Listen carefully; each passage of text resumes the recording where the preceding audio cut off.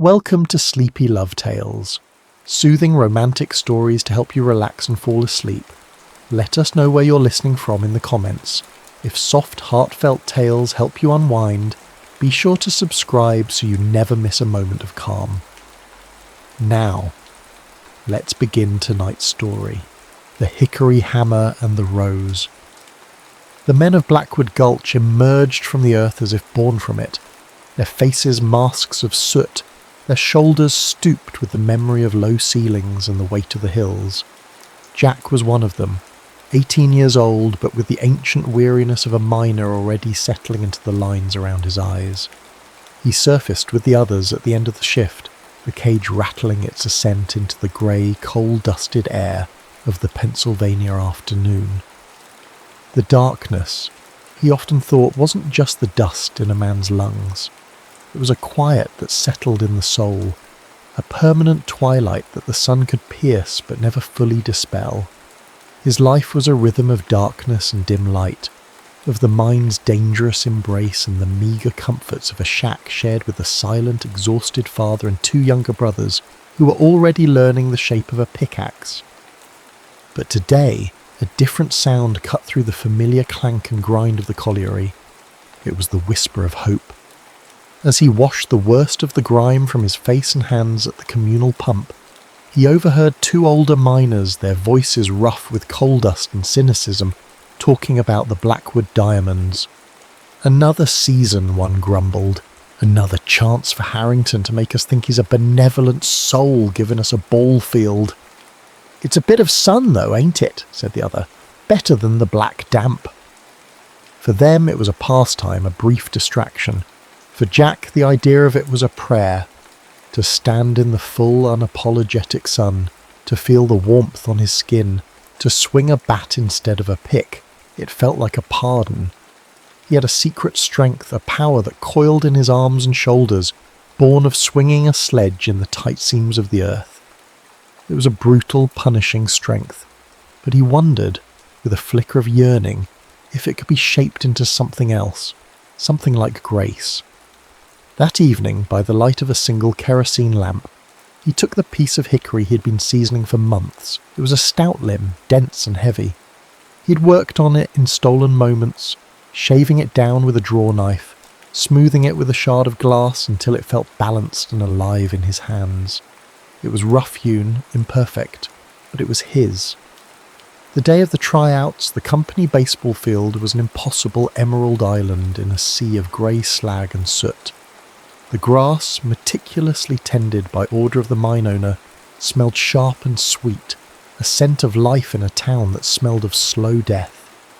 Jack stood at the edge of the field, clutching his hickory bat, feeling the eyes of the other men on his worn clothes and his quiet demeanour. The team captain, a burly foreman named Silas Croft, spat a stream of tobacco juice near Jack's worn boots.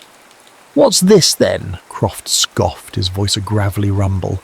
"Another pit rat thinks he can play ball?" The men around him chuckled. Jack said nothing. His silence was often mistaken for slowness, but it was the quiet of a man who had learned that words were a currency he could not afford. "Give the lad a swing, Si," another man called out, more out of a desire for diversion than kindness. Croft shrugged.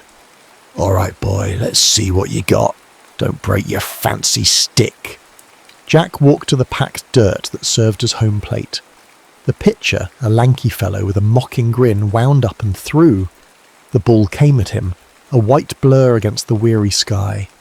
Jack's world narrowed to that single point of motion.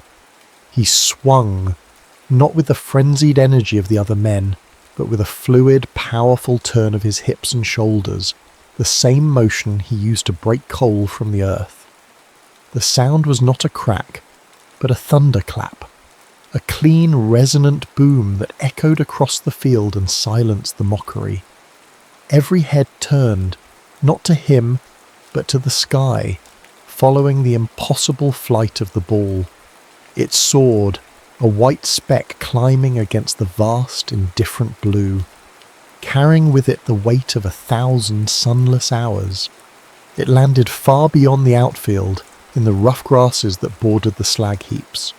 A stunned silence fell over the field, then a slow murmur of appreciation. Croft stared, his mouth agape, a string of tobacco juice forgotten on his chin. Jack just stood there, his heart pounding not with pride, but with a strange, unfamiliar lightness. He had made the team. It was in that moment of suspended time that he saw her. She was watching from the shade of a parasol near her father's gleaming motorcar, a figure of impossible delicacy in this coarse world. Clara Harrington, the mine owner's daughter. She was meant to be above this rough entertainment, a rose in a walled garden, but her eyes were fixed on the field, on him. She was drawn, not to the spectacle, but to the raw, untutored grace of the new player. For a fleeting, charged second, their eyes met across the expanse of green. He saw curiosity in her gaze, a flicker of something more, something that was not pity. He looked away at once, a hot flush of shame and awe rising under his skin, the coal dust on his cheek suddenly feeling like a brand. He was a miner, she was a Harrington. The distance between them was not measured in yards, but in generations of wealth and privilege, a chasm as deep and dark as the mine shaft itself. Later, as she was driven away, Clara turned to her companion, a girl whose chatter had been a meaningless hum in the background. "Did you see that?" Clara's voice was soft, almost breathless. It wasn't just strength, it was like music. And Jack, walking home with his hickory bat resting on his shoulder, carried the memory of her gaze like a secret ember.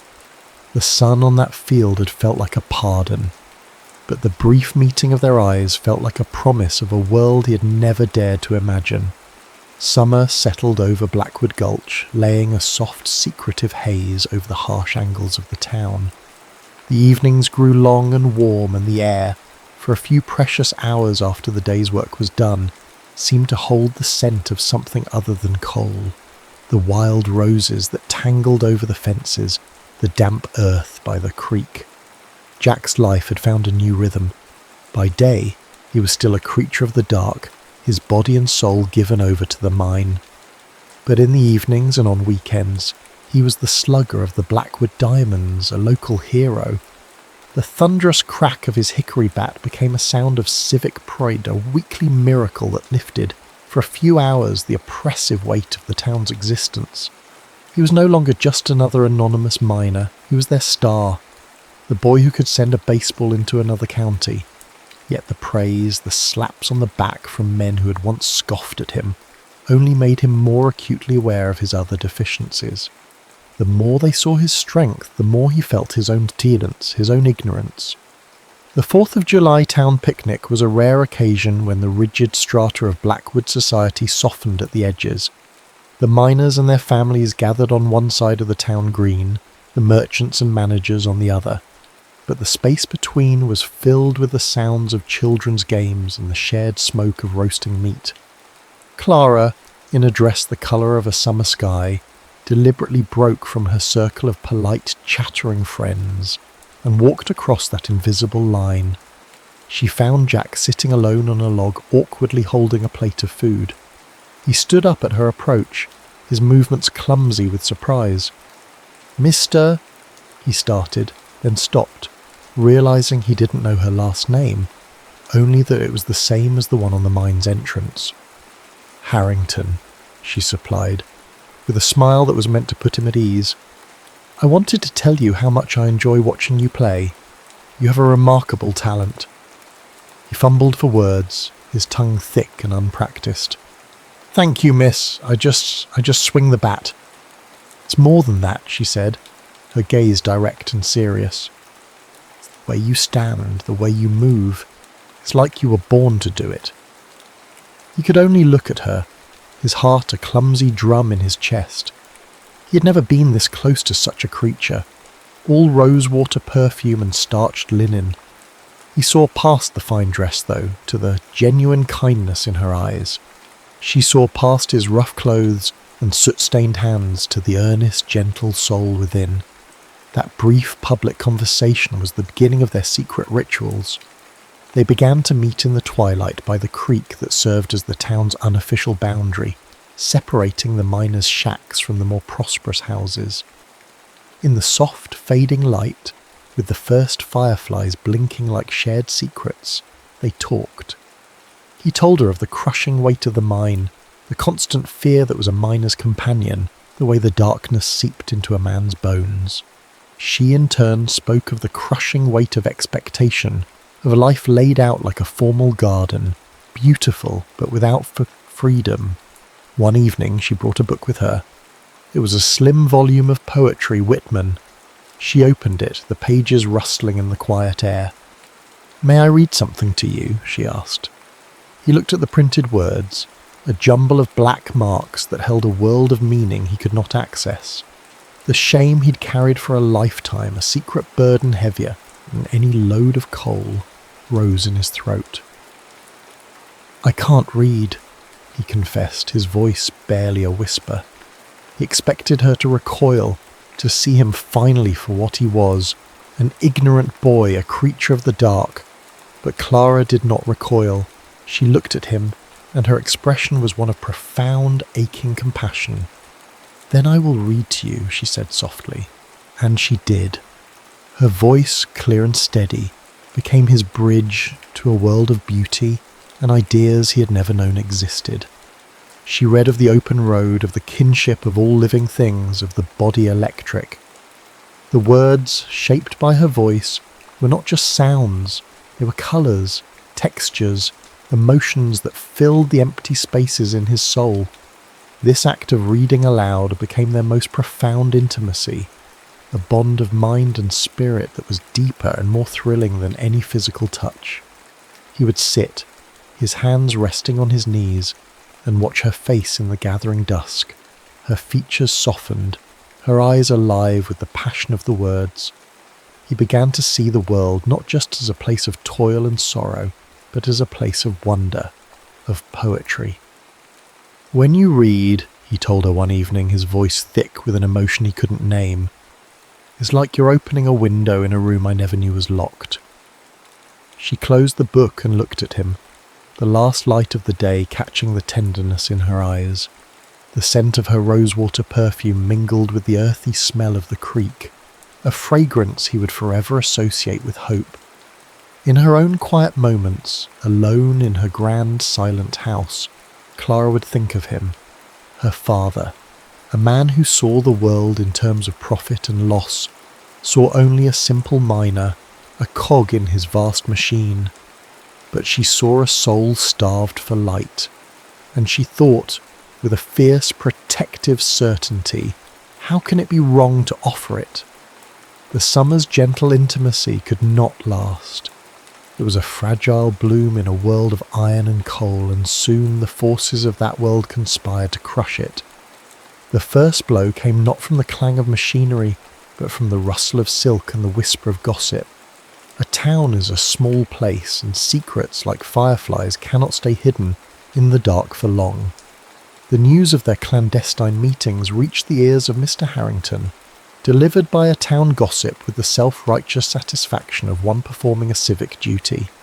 Harrington, a man whose heart had long ago been calcified by the pursuit of wealth and power, was a formidable force. He summoned Jack to his study, a room that was a fortress of his own making. The walls were lined with more books than Jack had ever seen in one place, their leather spines gleaming like the shields of a silent, intimidating army. The air was thick with the suffocating scent of cigar smoke and old leather, the smell of power. Harrington did not waste time with pleasantries. He sat behind a massive desk, a small, hard man in a large, imposing chair, and his eyes were like chips of granite. "I am told," he began, his voice cold and precise, "that you have been meeting my daughter." Jack stood before him, his hands, calloused and stained, hanging uselessly at his sides. He felt the familiar weight of the mine, the feeling of being trapped in a narrow, airless space. "Yes, sir," he said. Harrington's attack was merciless. He did not raise his voice, he did not need to. His words were small, sharp instruments designed to inflict maximum pain. He spoke of Jack's poverty, of the squalor of the miners' shacks, of the inherent inferiority of his class, but his cruelest blows were aimed at Jack's most vulnerable point. "My daughter reads Chaucer," Harrington said, his voice dripping with contempt. "She discusses philosophy. You, I am told, cannot read a street sign. You're an ignorant boy, unfit to speak her name, let alone stand in her presence. You will not drag her down into your darkness." Each word was a lash, stripping away the fragile sense of worth that Clara's kindness had begun to build in him. He stood there, silent and bleeding, as Harrington forbade him from ever seeing Clara again. He was dismissed like a disobedient servant, a piece of faulty machinery to be discarded. As this emotional storm raged in the suffocating quiet of the Harrington mansion, another, quieter event was unfolding on the sun-drenched baseball field. A man sat alone in the bleachers, a world-weary figure in a dusty suit. He was a scout for the Philadelphia Athletics, a man whose job it was to find raw, unpolished diamonds in the rough. He had followed a tip, a whisper of a boy in a coal town who could hit a ball a country mile. He watched Jack play, and he saw not a miner, not an ignorant boy, but pure, undeniable talent. He saw the fluid power, the instinctive grace, the way the hickory bat seemed an extension of Jack's own body. He saw Jack hit 3 baseballs so far, with such effortless force that they seemed to defy the laws of physics. He saw something more valuable than a strong arm. He saw a swing that could win pennants. After the game, the scout approached Jack. He spoke in a quiet, business-like tone, but his words were a lifeline. He offered Jack a contract, a piece of paper that represented a fortune, a new life, a way out of the mines forever. It was a world away in Philadelphia, a city of unimaginable size and complexity. Jack held the flimsy paper in his hands, the ink a stark black against the white. It felt unreal, a dream from which he would soon awaken to the familiar darkness of the mine. He was faced with an impossible choice. He could stay and fight for a love that was now more than ever doomed. Or he could leave, and in leaving, perhaps become the man he believed Clara deserved, a man worthy of her love. That night, they met one last time by the creek. The air was cool, hinting at the coming of autumn. The fireflies were gone. Clara had been crying, her face pale and strained in the moonlight. He told her everything, the confrontation with her father, the scout, the contract. "He thinks I'm nothing because I can't read his books," Jack said, his voice rough with a pain that was deeper than any physical blow. "Maybe he's right. But this contract, maybe it's a way I can write my own story." Clara looked at him, her heart aching with a love that was now tangled with sorrow and a fierce protective anger. She knew what he had to do. She knew that to ask him to stay would be to condemn him to the darkness her father had so cruelly described. The mournful whistle of a distant train cut through the night, a sound that symbolized both escape and departure, a future that was both a promise and a heartbreak. Philadelphia was a raw, a relentless, overwhelming symphony of noise and motion that was a world away from the weary quiet of Blackwood Gulch. Jack, now rechristened by the sports writers as the Hickory Hammer, or the Minor Marvel, was an immediate sensation. His hitting was a force of nature, a raw, untamed power that the league had never seen. The crack of his bat was the sound of a new legend being born, and the crowds roared his name, but off the field, he was a ghost. He lived in a small, anonymous boarding house, and the city was a labyrinth he could not navigate. He learned his way by landmarks, a tall church steeple, a bridge over the Schuylkill, a particular pattern of bricks on a street corner. He could not read the street signs, the menus in the cheap diners, the headlines that screamed his own name from the newsstands. His fame was a constant glaring reminder of his secret inadequacy, the gilded cage of his own making. Back in Blackwood, Clara was living in a cage of a different sort. Her father's cold fury was a palpable presence in the house, a suffocating silence that was more oppressive than any shouted words. He controlled her movements, her correspondence, her very existence determined to break her spirit, to mould her back into the dutiful, ornamental daughter he believed she should be. For weeks she endured it, her grief and longing, a silent, secret rebellion. But there is a point at which a spirit, no matter how gentle, will break or break free. One sweltering late summer morning, Clara reached that point. She packed a small bag, left a note on her pillow, a note her father would read with a rage that would be, for the first time, impotent, and took a train to Philadelphia. She found him at his boarding house, a tired, lonely figure in a city that celebrated his name but did not know his soul. The sight of her on his doorstep, her face pale but resolute, undid him. All the fear, the loneliness, the aching, desperate longing of the past month spilled over. He pulled her inside, his hands gripping her arms as if to assure himself that she was real, and the dam of their restraint, so carefully constructed, so painfully maintained, finally broke. The scene began with a desperate, breathless kiss that was more about collision than tenderness, a reunion that tasted of tears and train smoke. He kissed her like he was breathing her in, each brush of his mouth deepening the ache in her chest that had been his constant companion since he'd left. His large, calloused hands, so used to the rough, unyielding hickory of a bat, traced her back with a hesitant reverence, drawing shivers that left her breathless. When their bodies pressed together, it was fire and fragility all at once, a dance of need and tenderness, where every sigh seemed to carry a lifetime of longing. Clothes fell away, a clumsy, urgent shedding of the barriers that had kept them apart. Skin met skin in a heated rush that stole their breath. It was a physical consummation of every stolen glance across a baseball field, every poem read aloud in the twilight, a silent promise finally desperately kept. His hands, which had known only the harshness of coal and the solid impact of a baseball, learned a new language on her skin, a language of softness and surrender. The world dissolved into sensation and feeling, a physical manifestation of the words she had read to him, the worlds she had opened for him. It was a raw, elemental act, stripped of all artifice, a pure expression of a love that had been forged in the unlikely crucible of a coal town. Afterwards, they lay in the narrow bed, the sounds of the city a distant, meaningless hum. He held her, his arms a safe harbour in the storm of their emotions.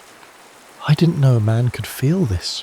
Clean," he whispered against her hair, his voice rough with an emotion he had never before allowed himself to feel. "Like you washed all the coal dust right out of my soul." Clara held him tighter, her own heart full of a fierce, triumphant love.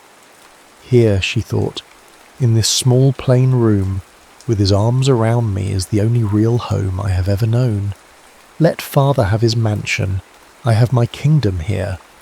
The profound quiet that followed the storm of their reunion was not an emptiness, but a space filled with the silent, certain knowledge that they had found their way back to each other, that they had, against all odds, written the beginning of their own story. The morning sun, filtering through the grimy window of the Philadelphia boarding house, illuminated a new beginning. As the city awoke to its daily clamour, a quiet promise was made in the small, cluttered room. Jack, his voice thick with a humility that was born not of shame but of love, made a vow. He asked Clara to teach him to read. Their days fell into a new, sacred ritual. In the mornings he went to the ballpark, his body given over to the familiar, satisfying rhythm of practice. He was the hickory hammer, a creature of instinct and power. But in the afternoons he became a different kind of student, his large, calloused hands, so adept at gripping a bat, now struggling to hold a pen, to shape the clumsy, unfamiliar letters. His bat and his books now sat side by side, symbols of the two halves of himself that were, at last, coming together. Clara was a patient and gentle teacher, She saw not the slow, halting progress, but the fierce determination in his eyes. She understood that each word he learned to decipher was a victory, a small act of rebellion against the darkness that had defined his life. Their lessons were not just about reading, they were about building a shared world, a world where he was not just her protector, but her partner. After months of patient, painstaking work, Jack wrote his first letter. It was short, the handwriting clumsy, the spelling uncertain, but the words were a testament to a love that had found its voice. He slid the piece of paper across the table to her, his face a mixture of pride and nervous anticipation. He read, "My dearest Clara, will you marry me? I can write your name now. I can love you right. Yours, Jack." Tears welled in her eyes as she looked at him, her heart full of a love that was deeper and more profound than she had ever imagined possible. They were married quietly, without fanfare, in a small church with only a few of his teammates as witnesses. That autumn, Jack led his team to the World Series. He was no longer just a slugger, he was a hero, his story a source of inspiration for a nation that loved tales of improbable triumph. The newspapers, which had once sensationalized his illiteracy, now wrote of his quiet dignity, his dedication, and his beautiful, well-read wife. Mr. Harrington, in his grand, lonely house in Blackwood Gulch, read those stories. He saw the photographs of his daughter, her face radiant with a happiness he had never been able to give her. Pride, or perhaps some long-dormant flicker of fatherly love, warred with his anger. He travelled to Philadelphia for the final game of the series. He sat in the stands, a small, anonymous figure in the roaring crowd, and he watched the man he had once dismissed as an ignorant boy. He saw not just the power of Jack's swing, but the quiet confidence with which he carried himself. After the game, as the crowd celebrated the victory, Harrington saw Jack approached by a young boy holding out a baseball and a pen. He watched as Jack took the ball and, with a slow, careful concentration, signed his own name, carefully forming the letters. Later, amidst the chaos of the locker room, Harrington approached them. There was no grand apology, no admission of his own blindness. There was only a quiet, grudging acknowledgement of a truth he could no longer deny. He extended his hand to Jack. "You have made her happy," he said, his voice thick with an emotion he could not name. "That is all a father can ask." The handshake was a treaty, a quiet end to a long and bitter war. That night, in their small, sunlit apartment, the celebration was private and profound. The roar of the crowd was a distant memory, replaced by the quiet peace of their shared life.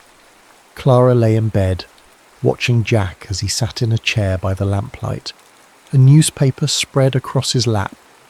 He was reading aloud, his voice slow but steady, the words no longer a barrier but a bridge between them.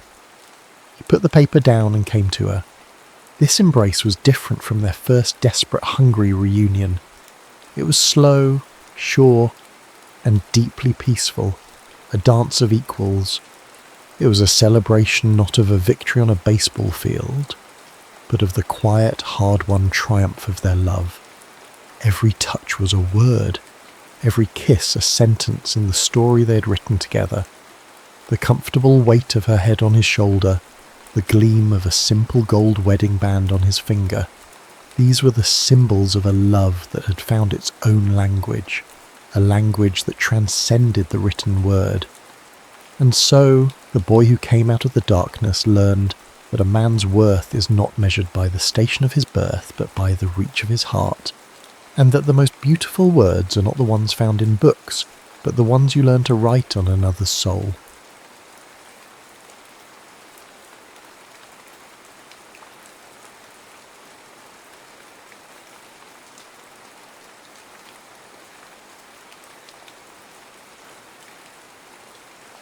Before the visa expires.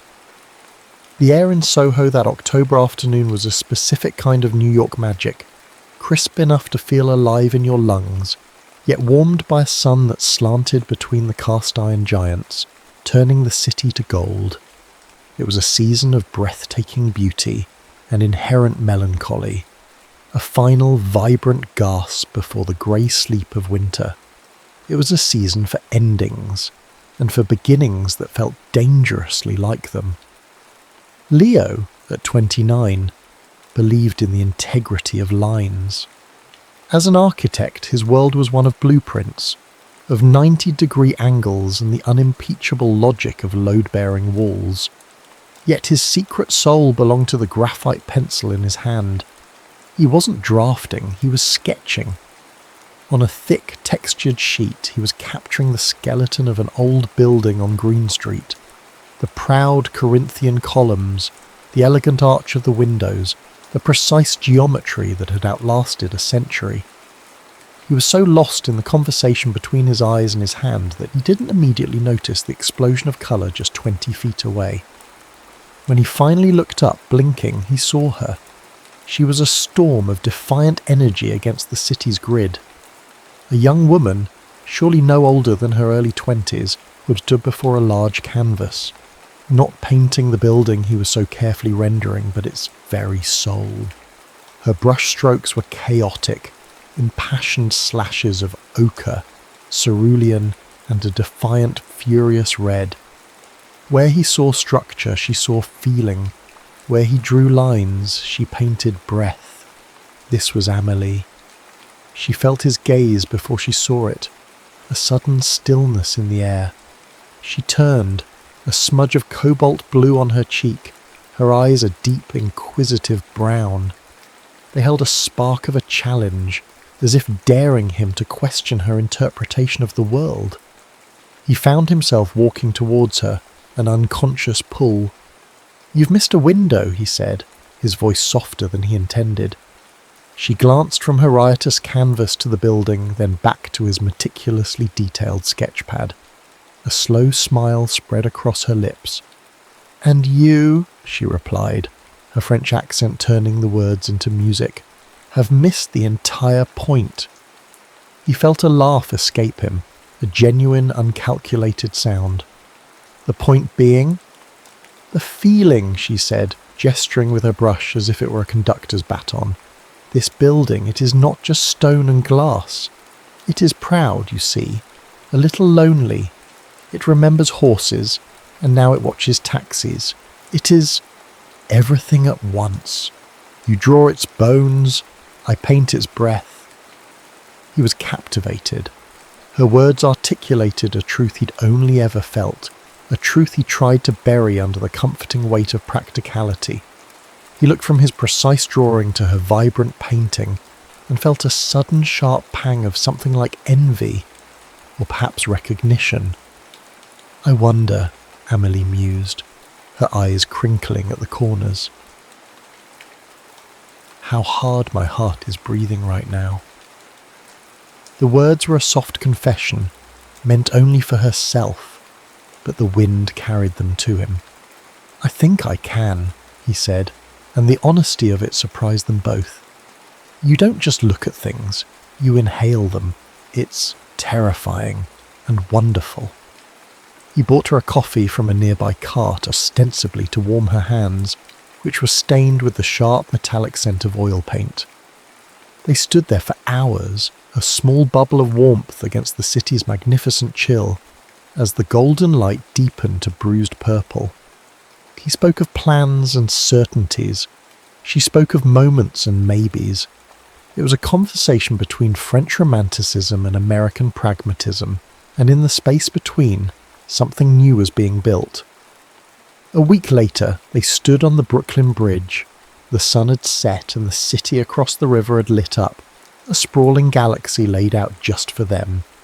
Their week had been a whirlwind of discovery, not of tourist traps, but of the city's hidden poetry, a forgotten garden in the village, the echoing silence of Grand Central late at night, the taste of cannoli from a tiny shop in Carroll Gardens. They had shared stories, silences, and the easy intimacy of people who feel they have known each other for a lifetime. It was there, suspended between two boroughs. with the distant moan of a ferry horn rising from the East River, that the shadow finally fell. "Weeks," Amelie said softly, her gaze fixed on the skyline. Leo knew what she meant. Her student visa. The words hung in the cold air. A tangible thing. A wall being erected between them. The future, which had felt infinite just a moment before, suddenly had a brutal, non-negotiable deadline. He saw the flicker of fear in her eyes, the same fear that was coiling in his own stomach. He saw this vibrant, beautiful force of nature being reduced to a number on a form, a departure date on a ticket. Before he could offer some useless, practical platitude, she turned to him. Her expression was fierce, desperate, and then, to defy the clock, to stop the world from spinning towards that inevitable goodbye. She rose on her toes and kissed him. It wasn't a gentle, exploratory kiss. It was a kiss of pure, unadulterated will. It was hungry and deep, a desperate act of possession, as if she could anchor herself to him, to this city, to this single perfect moment. His hands came up to cup her face, his thumbs stroking her jaw, and he kissed her back with all the unspoken longing that had been building inside him. It was a kiss that tasted of cold air, warm coffee, and the impossible, heartbreaking hope that they could somehow stop time itself. 3 weeks later, the shadow had grown into a suffocating blanket. Leo found Amelie in her dorm room at her Pratt. Her vibrant energy dimmed, her face pale. She wasn't painting. A half-packed suitcase lay open on her bed like a wound. The brilliant colours of her canvases, stacked against the wall, seemed to mock the grey finality of her situation. She was crying, not with loud sobs, but with a silent, steady grief that was far more devastating. "It is just paper," she whispered, looking at a printed itinerary on her desk. "My whole life here, everything I feel, and it is ended by a piece of paper." Leo looked at her, at the crushing weight of bureaucracy pressing down on this beautiful free spirit. All his life he had followed blueprints, respected boundaries, adhered to the rules. In that moment, watching her spirit crumble, he realized that some rules were meant to be broken, some boundaries were meant to be crossed. "Let's not say goodbye in an airport," he said, the words coming out in a rush of beautiful, breathtaking madness. An airport is the least romantic place on earth. It's a place of endings. Let's not end. Let's just drive. Her tear-filled eyes widened. Drive? Drive where? "West," he said, the idea taking shape as he spoke it. "Away from airports, towards the horizon. We'll just drive until our time runs out." It was an insane proposition. It was illogical, impractical, and had no endgame. It was the most honest thing he'd ever said. A flicker of the old fire returned to her eyes. "You are serious." "I've never been more serious." The next morning they were in a borrowed, beat-up convertible, a single bag each in the back, the skyline of New York shrinking in the rearview mirror. They had no map, only a shared, worn-out road atlas and a pact to take turns choosing the direction at every major fork. They were running away from a deadline, creating a pocket of stolen time, a kingdom of two on the open road. The world expanded. The city's grey canyons gave way to the rolling green hills of Pennsylvania, then the wide, flat plains of the Midwest. The air changed, smelling of soil and sky. They subsisted on cheap diner coffee that tasted of hope and talked for hours, the wind whipping through their hair, snatching their words and scattering them across the vast American landscape. One night, somewhere in the stark, magnificent emptiness of the Arizona desert, a tire blew. They were stranded, miles from the nearest town under an ocean of stars so bright it felt like you could drown in them. The silence was immense, broken only by the chirping of crickets. They lay on the hood of the car, the metal still warm from the day's sun. It was here, under that silent, witnessing sky. that the carefully constructed walls of their public selves came down. "All my life has been about blueprints and certainties," Leo confessed, his voice quiet against the vastness. "My father was an engineer. Everything had a purpose, a plan. I was supposed to join a big firm, design skyscrapers, be sensible." He paused. "My secret dream, the one I never told anyone, was just to build one small, perfect house for me. A place that wasn't about angles, but about light. A place that felt like peace." He looked at her, his silhouette outlined by starlight. "I buried that dream under so much practicality, I almost forgot it was there." Amélie reached out and took his hand, her fingers lacing through his. "In France," she said, her voice thick with emotion. "My life is a painting that is already sketched for me. My family has a gallery. I am to work there, marry a sensible man from a good family, continue the legacy." She took a shaky breath. "I came to New York to escape it, to see if my own paintings, the ones from inside me, were any good. But I am so afraid they are not. I am afraid this passion is just a thing of my youth, that it will fade, and I will become that sensible woman in that sensible life after all." He squeezed her hand. "Never," he said, the word a vow. "Your passion is the most real thing I've ever seen." They didn't speak for a long time after that, simply holding hands and staring up at the cosmos, two fragile souls sharing their deepest fears in the heart of nowhere. A few days later, they were caught in a sudden, violent thunderstorm in a small town of Colorado.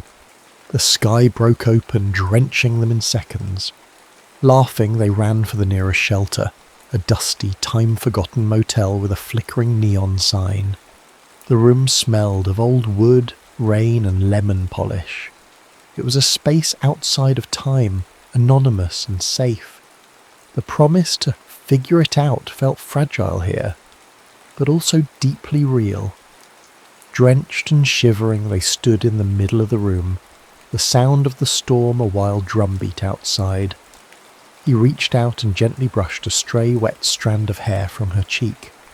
He traced the map of her face with his finger, the curve of her eyebrow, the line of her nose, the soft bow of her lips, as if memorizing it for a future he couldn't yet see. She took his hand in hers, turning it over and studying the lines of his palm, pressing a kiss to its centre. "In France, my life is a painting that is already sketched for me," she whispered, her voice barely audible over the rain. "With you, I feel like I'm holding the brush for the first time."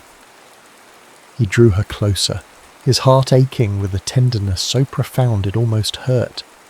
The damp chill of their clothes was nothing against the heat blooming between them. He lowered his head and kissed her.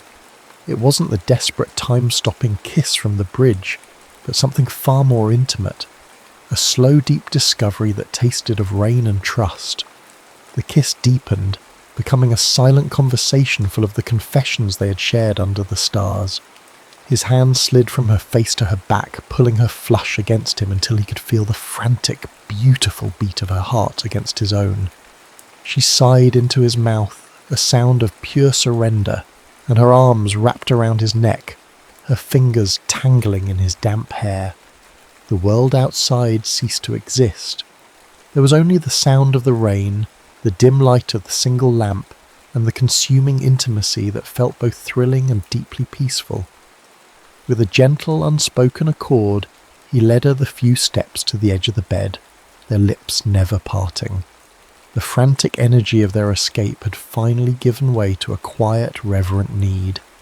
He eased the damp jacket from her shoulders, his movements slow and deliberate. She, in turn, began to unbutton his shirt, her fingers brushing against his skin.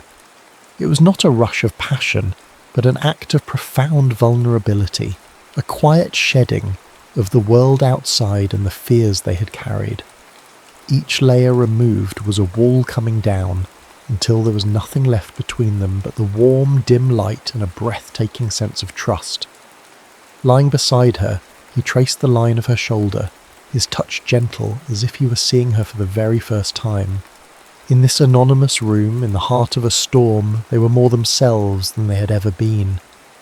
When they finally came together, it was a slow, perfect union, a feeling of shelter, of two lost travellers finding their way home in each other. It was a silent language of skin and breath, a quiet rhythm that matched the rain on the roof, washing away every last trace of loneliness.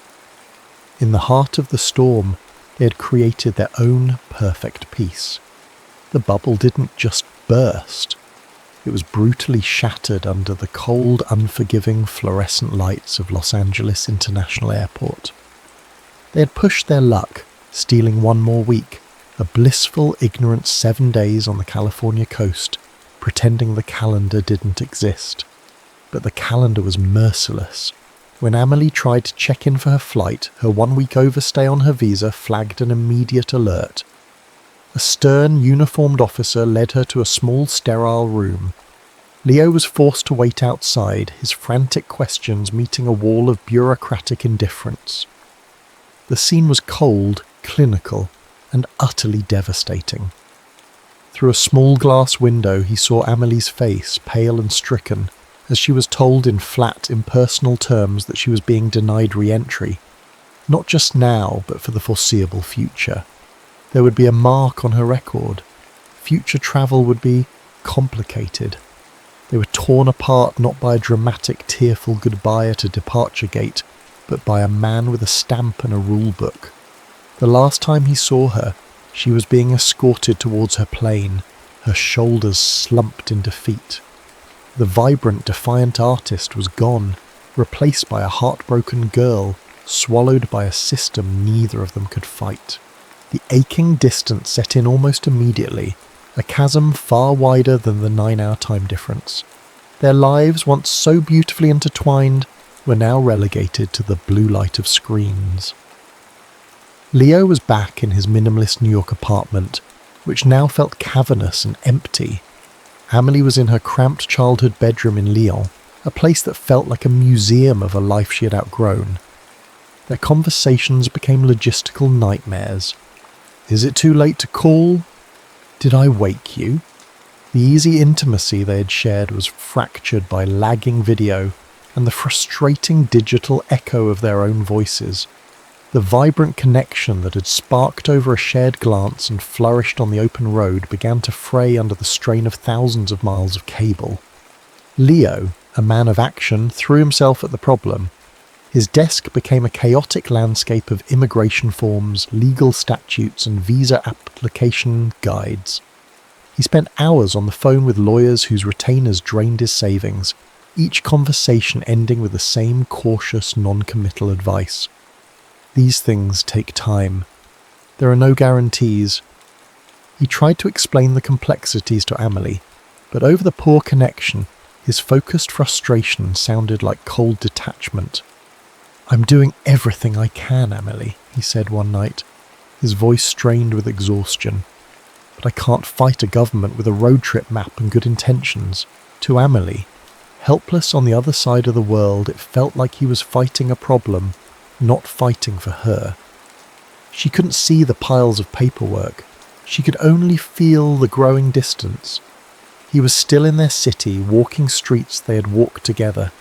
She was trapped in the past, watching him pack up her New York life into boxes over FaceTime, each item a book, a scarf, a half-used tube of paint, a fresh stab of loss.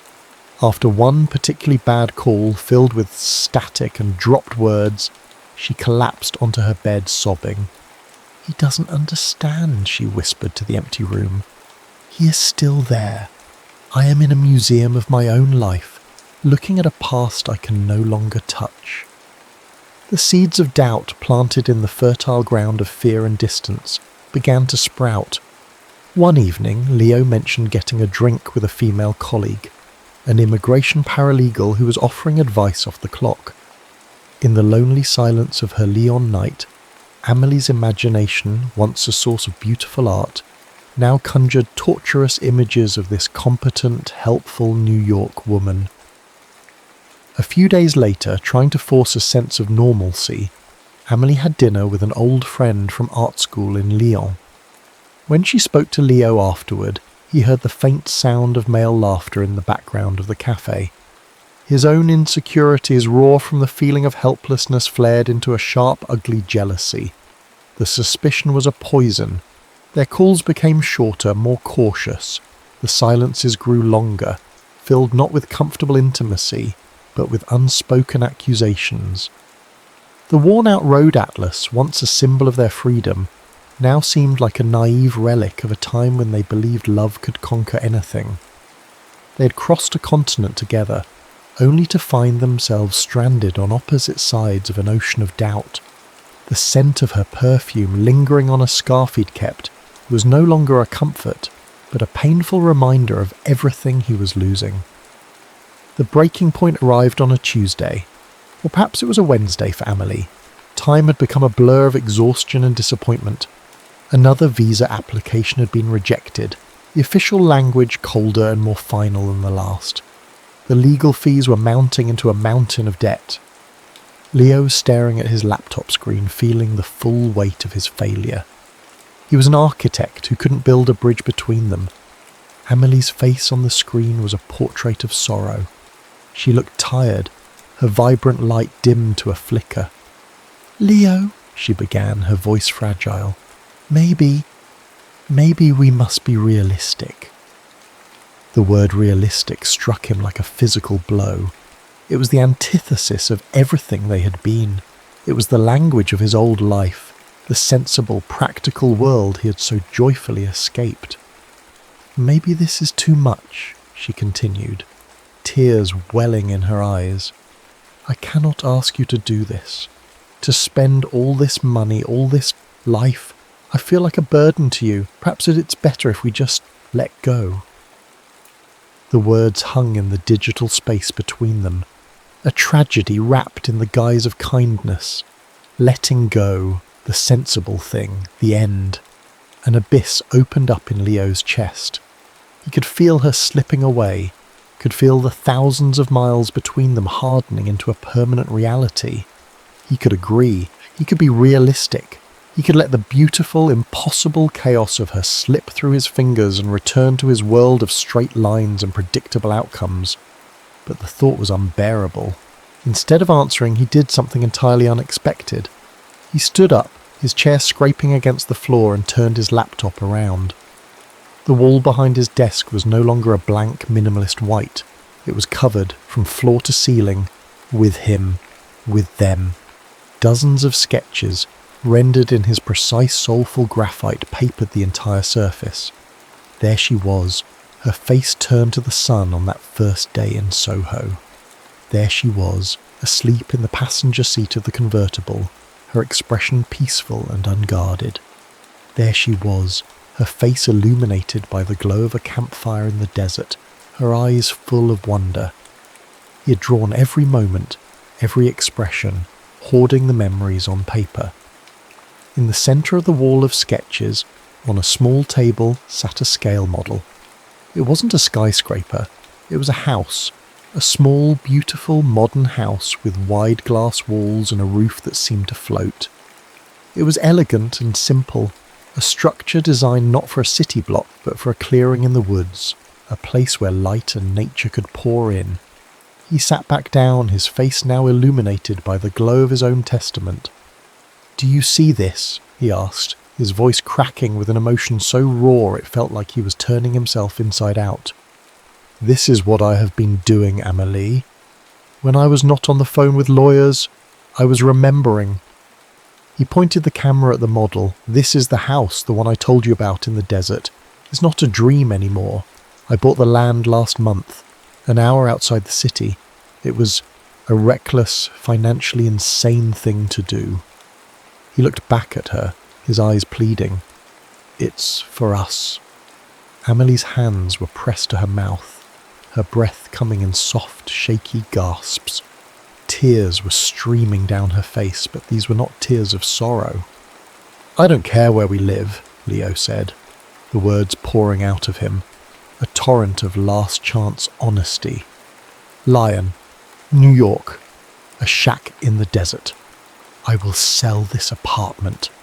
I will move to France. I will learn to speak French badly and embarrass you in front of your friends. I will do whatever it takes.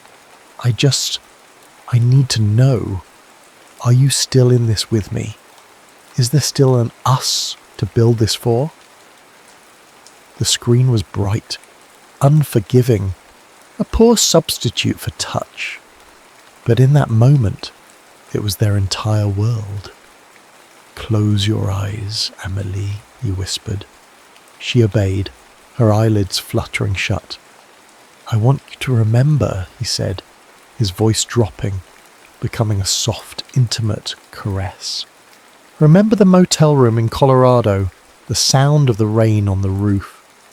He paused, letting the memory take shape for both of them across the miles. Do you remember how it felt, when the world was just the two of us in that room, the way you put your hand on my chest, right here? He touched his own chest, safety in it, the quiet. He was not describing an act, but a feeling. He was rebuilding their intimacy with words, with shared memory.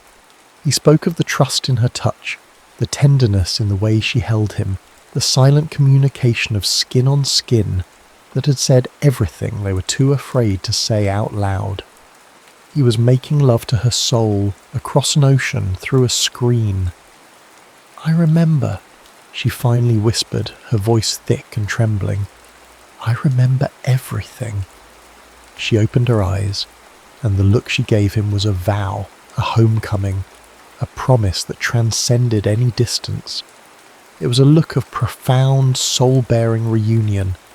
He brought his fingers to his lips and pressed a kiss there, then touched them to the camera lens. On her screen, in her small room in Lyon, Amélie did the same, and the kiss they blew across the Atlantic was more real, more charged with love and hope than any physical kiss had ever been.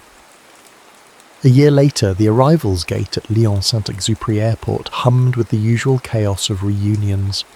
Yet for Leo and Amélie, their meeting was a pocket of profound stillness in the swirling crowd. He had done it. He had sold his apartment, packed his life into storage, and put his career on hold. He was here, in France, with 2 large suitcases and a heart full of terrifying, beautiful certainty. When she saw him, she didn't run. She walked towards him, her eyes locked on his, and when they were finally close enough to touch, they didn't crash together in a frantic rush. They melted into a quiet, deep embrace. It was an embrace that spoke of battles won, of patience rewarded, of a love that had been tested by law and distance and had emerged, not unscathed, but stronger. It was an embrace that said simply, we made it home. Their new life was built piece by piece, with the same deliberate care Leo had once reserved for his blueprints. Their apartment in Lyon was small but filled with light, the scent of fresh paint from Amélie's canvases mingling with the aroma of the strong coffee Leo was learning to appreciate.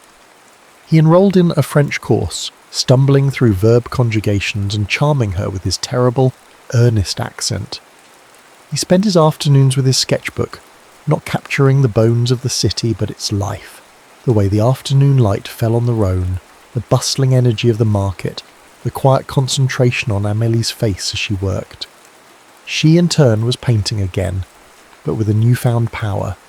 Her colours were bolder, her strokes more confident. The fear she had confessed under the desert stars had been replaced by a quiet strength. Her art was no longer an escape, but an expression of a life she was actively, joyfully choosing. They were building a home together, not with wood and nails, but with shared moments, patient understanding and unwavering commitment. One evening, rain pattered against the tall French windows of their apartment, a soft, familiar rhythm that echoed the storm in Colorado. A single lamp cast a warm glow over the room. Leo sat on the floor, leaning against the sofa, sketching Amélie as she sat curled in a chair, reading. The framed drawing he had made of her on their first day in Soho now hung on their wall, a constant reminder of their beginning.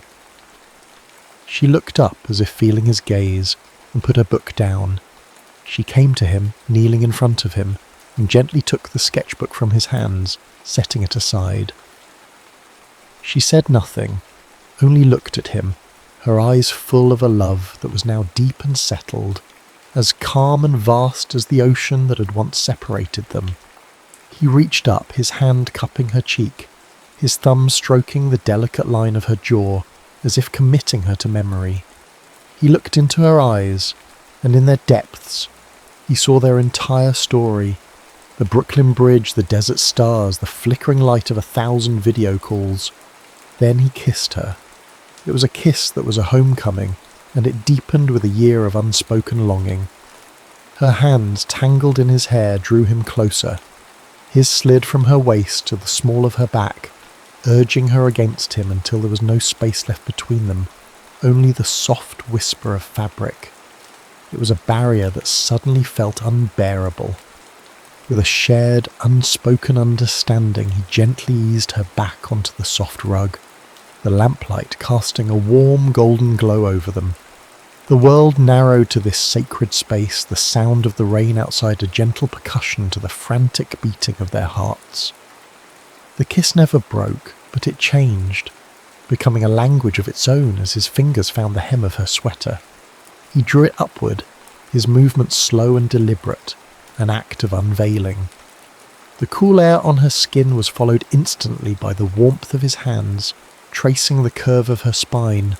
Learning her as if for the first time, she helped him, her own hands clumsy with need. She worked at the buttons of his shirt, wanting to feel the solid warmth of him, the living proof that he was truly here.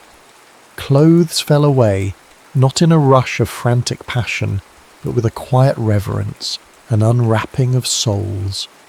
Lying there in the soft light, skin to skin, was the purest form of honesty they had ever known.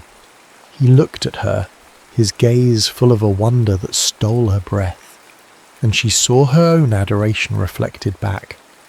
Every fear, every mile of distance, every lonely night had led them to this moment of profound and perfect vulnerability. When he finally moved to join their bodies, it was a slow, deliberate coming home. It was a breath held and then released, a quiet gasp of arrival. There was no pain, only a sense of completion, of two halves of a whole finally clicking into place. He moved within her in a rhythm that matched the gentle patter of the rain against the glass, a rhythm of patience, of promises kept, of a love that had crossed an ocean to find its harbour. She arched to meet him, her body remembering a language her mind had only dreamed of for so long.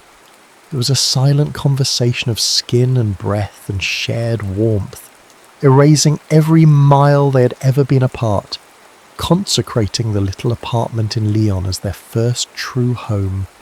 Every touch was a vow, every sigh a prayer of gratitude, culminating in a quiet, shattering release that was not an ending, but the true beginning of everything. Later, curled up together, they watched a video on a tablet. It was a live feed from a muddy plot of land an hour outside of New York. In the grey morning light, a construction crew was laying the first foundation stones for their house. Their house. They had learned that love is not about defying time, but about filling it, moment by patient moment, and that the longest distance between two hearts is not measured in miles, but in the silence of unspoken fear, a silence they had finally and forever learned to break.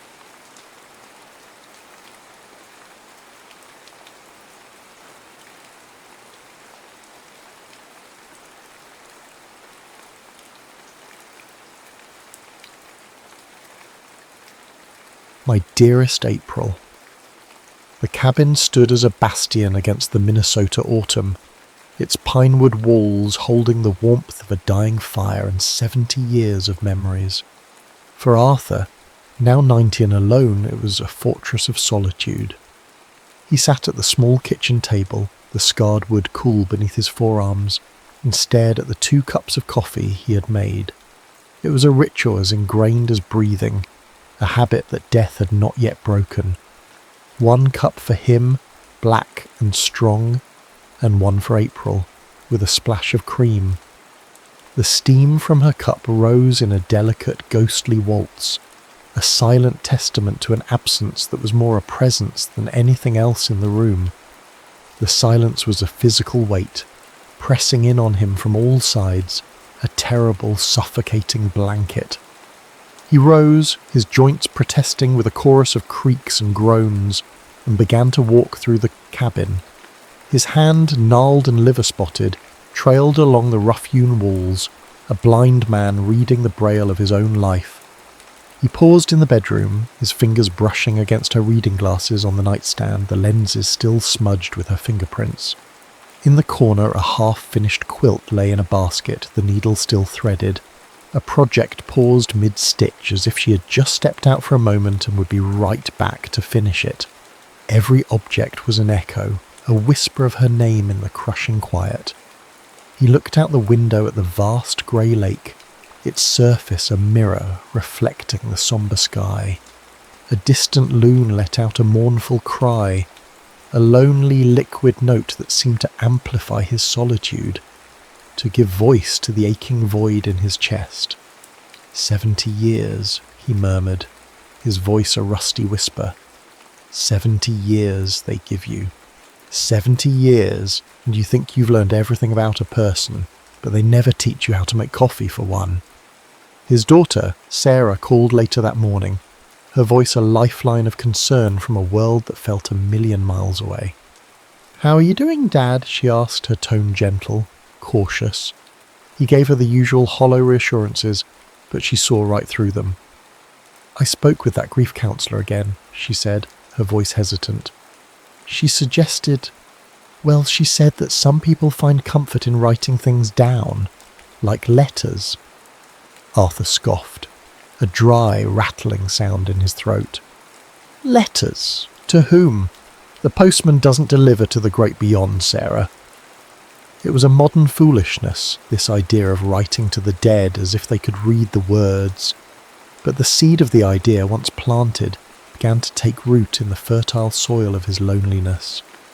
That night, sleep was a fickle visitor, offering only brief moments of respite before the memories and the silence would come rushing back in. He lay in their bed, the space beside him a cold, empty expanse, and felt a familiar wave of anger and despair wash over him. Finally, he gave up, swinging his legs over the side of the bed and shuffling to the old writing desk in the corner of the room. He switched on the small lamp, its golden glow a small island of light in the sea of darkness, and took out a sheet of heavy cream-coloured stationery and his old fountain pen. The pen was a gift from April, a beautiful thing of polished wood and silver, and it felt warm and familiar in his hand.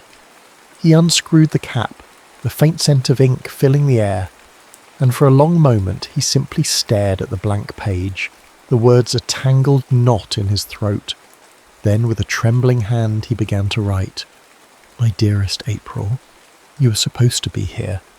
The coffee is cold and the silence is a terrible noise. They say this is supposed to help. I don't see how. Words are just ink on a page. They can't bring back the warmth of your hand in mine. They can't fill the space in the bed, in this house, in my life. You were the one who always knew what to say, the one who could fill the quiet with your laughter, your stories, your love, and now there's only silence. I don't know how to do this, April. I don't know how to be without you." He wrote until the first light of dawn began to creep over the horizon, filling the page with his pain, his anger, his despair. The words were clumsy, raw, a torrent of grief that he had held back for too long. When he finally set the pen down, the page was tear-stained and ink-smeared, a messy, chaotic testament to a broken heart. He didn't feel better, not exactly, but he felt something, a small flickering ember of connection in the cold, empty darkness, and for now that was enough. The days bled into weeks, and the vibrant hues of autumn faded into the muted tones of late fall. The trees, now bare and skeletal, stood as sentinels along the shore, their branches reaching up to a sky the colour of slate. The first frost had come, dusting the world in a delicate layer of silver, and the air had a crisp, clean bite to it. Arthur continued to write, the daily letters to April becoming a ritual, a comfort, a way to navigate the long, empty hours of the day. He wrote about the weather, about the birds at the feeder, about the mundane details of a life that felt anything but. But after a while he found himself stuck, the well of his present-day grief running dry. He would sit at his desk, pen in hand, and find that he had nothing more to say about the cold coffee or the oppressive silence. One morning he found himself staring out at the lake, its surface still and glassy, and a memory sharp and vivid rose to the surface of his mind. He was a boy again, all gangly limbs and nervous energy, standing on this very shore with a girl whose laughter was like the chiming of bells. He closed his eyes, and for a moment he could almost feel the warmth of the summer sun on his face, the soft, sandy earth beneath his feet. He could almost smell the sweet scent of her hair, a mix of sunshine and wildflowers, and in that moment he knew what he had to do. He would not write about his pain today, he would write about their joy. My dearest April, I was thinking about the day I proposed to you. Not with a diamond, you never wanted a diamond. You said they were just compressed carbon, cold and lifeless. But a stone had a story. I spent a week searching this shore, turning over every rock until I found it. It was a perfect heart shape, smooth and grey, worn down by the lake for 1,000 years, just waiting for us. You held it in your palm, and your eyes, they sparkled brighter than any diamond ever could. You said yes without a moment's hesitation, your laughter echoing across the water. You always saw the poetry in things, April. You were the poetry in my life. The words began to pour out of him then, a river of memories that had been dammed up for too long. He wrote about their wedding, a simple affair in the small country church, with wildflowers in her hair and a world of hope in their hearts. He wrote about their first tiny apartment, with its sloping floors and draughty windows, and how they had painted it a cheerful yellow, a defiant splash of colour against the greyness of the world. He wrote about the joy and the struggle of raising their children, the sleepless nights and the scraped knees, the funny, imperfect moments that build a life. He wrote about the time their son Tom had tried to help him fix the car and had ended up covered in grease from head to toe, and how April had just laughed and said, well, at least he has his father's enthusiasm. He wrote and wrote, the letters forming a chronology of their love, a testament to a life lived to the fullest. As he wrote, the cabin, once a place of suffocating silence, began to fill with the ghosts of their past. He could almost hear the echo of children's laughter in the quiet rooms, the scent of cinnamon and apples from a remembered pie wafting from the kitchen. He would look at an old family photo on the mantelpiece, a faded image of the four of them, young and smiling, and a wave of nostalgia so powerful it almost brought him to his knees would wash over him. We thought we had nothing back then, he whispered to the empty room, a small sad smile playing on his lips. We had everything. The letters were no longer just a way to cope with his grief.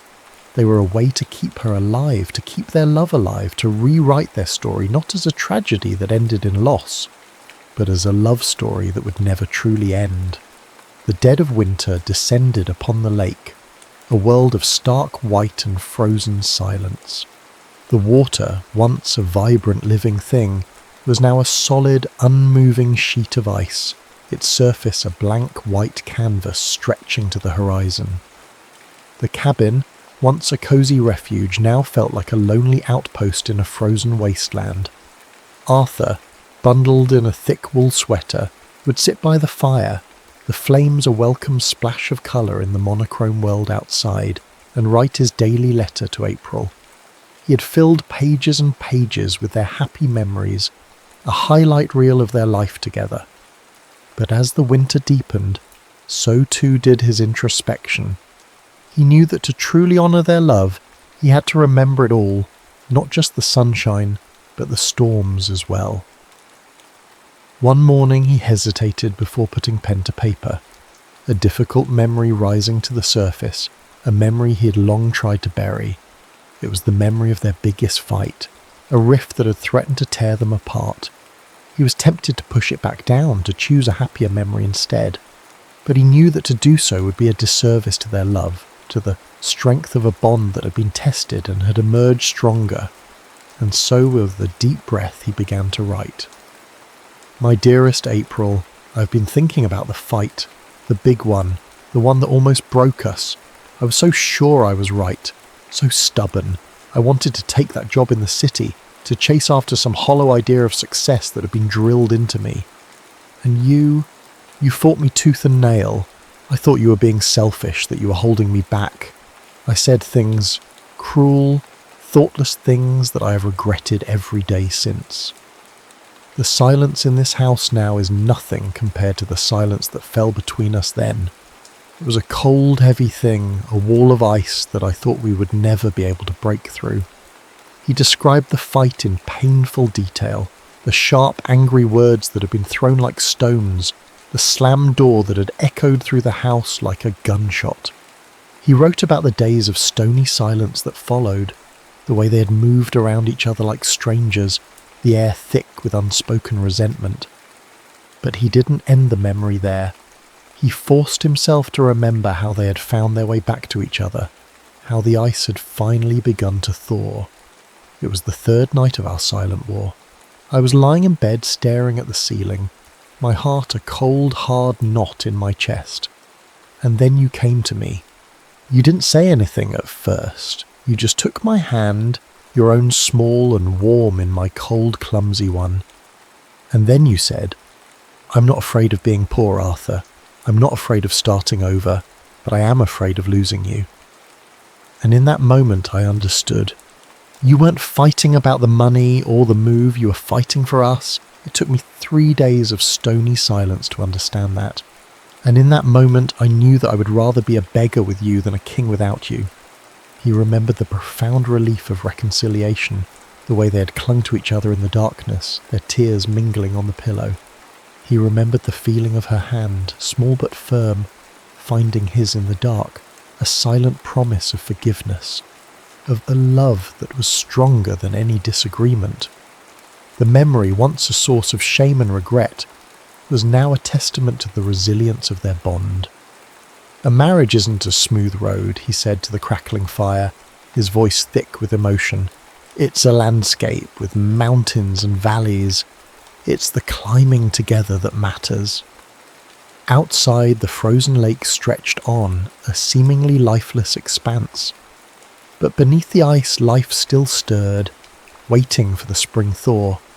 And in the warm, firelit cabin, Arthur knew that even in the coldest, darkest of times, their love had always been there, a steady, unwavering flame. The first signs of spring arrived with a whisper, a subtle shift in the air, a hint of warmth in the afternoon sun. The ice on the lake, once a solid, unyielding sheet, began to crack and groan, the sound a mournful song of a dying winter. The thaw mirrored Arthur's own emotional state, a slow, painful breaking apart of the grief that had held him captive for so long. He had written his way through the autumn of their love, the winter of their struggles, and now, as the world outside began to reawaken, he found the courage to write about their final days together. He described her illness in stark, unsparing detail, the way it had slowly, insidiously stolen her from him. He wrote about holding her hand, her once strong grip now frail and weak, the skin as thin and fragile as parchment. He wrote about the conversations that grew quieter, the words that became fewer, the things that were left unsaid because they were already understood. The letters were a painful litany of loss, a chronicle of a long, slow goodbye. One afternoon, as he sat at his desk, the weight of these sad memories became too much to bear. His mind, in an act of rebellion, sought its opposite, a memory of a time when they were at their most vital, their most alive. He pushed the sad letter aside and started a new one, his pen flying across the page, his heart filled with the defiant joy. He chose to remember their 25th anniversary, a golden weekend spent at the cabin, just the two of them, my dearest April.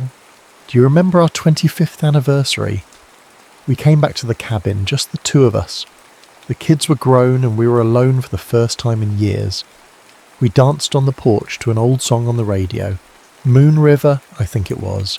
You were wearing that blue dress, the one that matched your eyes. The moonlight caught the silver in your hair, and I remember thinking that you had never been more beautiful. I led you inside. The fire was roaring, casting a warm, flickering glow on your skin. He paused. The memory so vivid it was as if he were living it all over again. He could almost smell the scent of wood smoke and pine, the faint, sweet perfume of her skin. He could almost hear the soft strains of the music, the crackle of the fire, the sound of her laughter. He took a deep breath and continued to write, the words a torrent of passion and longing. I kissed you then, not with the frantic energy of our youth, but with a deep, reverent intimacy, a kiss that tasted of wine and memories and a love that had weathered a quarter of a century of storms. I kissed you like I was rediscovering a beloved country, each touch a testament to the years we had shared. I remember the feel of your dress as it slipped from your shoulders, the soft, warm weight of your body in my arms. Your hands traced the lines of my face, a map you knew by heart, yet still explored with wonder. His hand trembled as he wrote. The memory's a potent cocktail of joy and sorrow. He described the gentle undressing, the slow, deliberate exploration of each other's bodies, a rediscovery of the familiar, a celebration of a desire that had not faded with time, but had deepened, matured, become something more profound, more sacred. When our bodies came together, it was a slow, warm tide of feeling, a dance of need and tenderness, a physical affirmation of our lifelong union. There was a raw, aching vulnerability in that moment, a silent acknowledgement of our own mortality, of the preciousness of the time we had left. It was less about passion and more about a profound physical communion, a merging of two souls who had become one. In that moment, with the firelight dancing on your skin and the sound of your sighs filling the air, I knew that I was home. You were my home, April. You always were. He set the pen down, his heart aching with a bittersweet mixture of love and loss. Outside, the ice on the lake continued to crack and thaw, the water beneath struggling to break free. And in the quiet cabin, Arthur felt his own heart cracking open, the grief that had been frozen for so long finally beginning to melt away, leaving behind a love that was as vast and as deep as the lake itself. Summer arrived in a blaze of glory, a vibrant explosion of life and colour. The lake, now fully thawed, was a sparkling expanse of blue, its surface alive with the dance of sunlight. The trees, once skeletal and bare, were now lush and green, their leaves rustling in the warm breeze. The air was filled with the sweet scent of blooming roses and the cheerful song of birds. The cabin, once a place of sombre reflection, was now bathed in a gentle, peaceful light. Arthur, looking frailer now but with a deep, profound calm in his eyes, sat at his desk and wrote his final letter. It was short and simple, the words of a man who had finally found his peace. My dearest April, the lake is so beautiful this morning. The roses are in bloom and the air is filled with their perfume. Thank you, my love, for everything. For the laughter and the tears, the joy and the sorrow, the mountains and the valleys. For a life that was more beautiful than I ever could have imagined. I think I'll rest now. I love you. I'll see you soon. He placed the letter on the neat stack with all the others, tied with a simple piece of twine, a lifetime of love contained within its pages.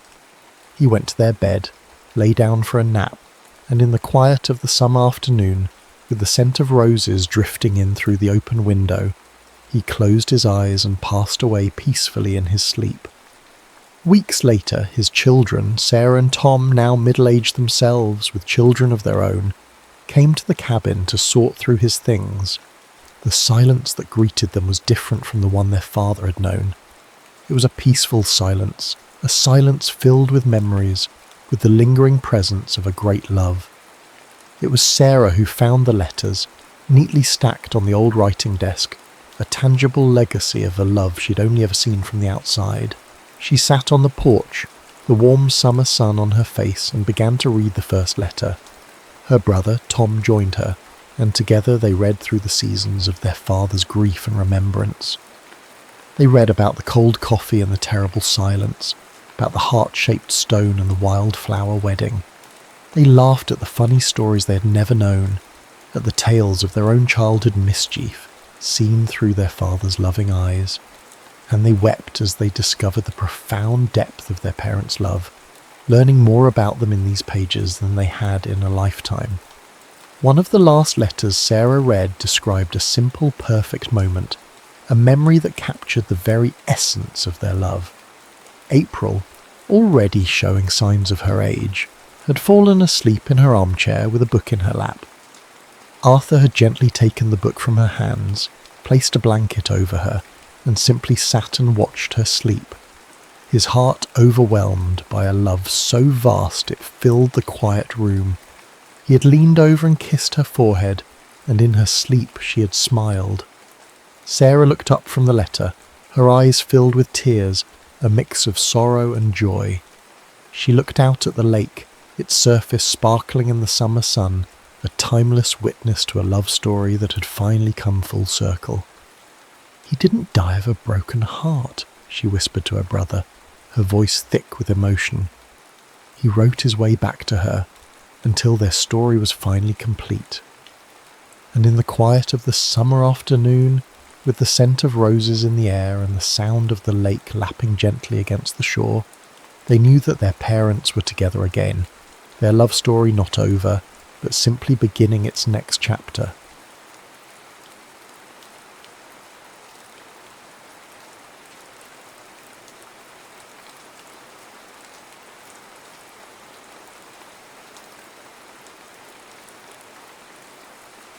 Letters from the Garden.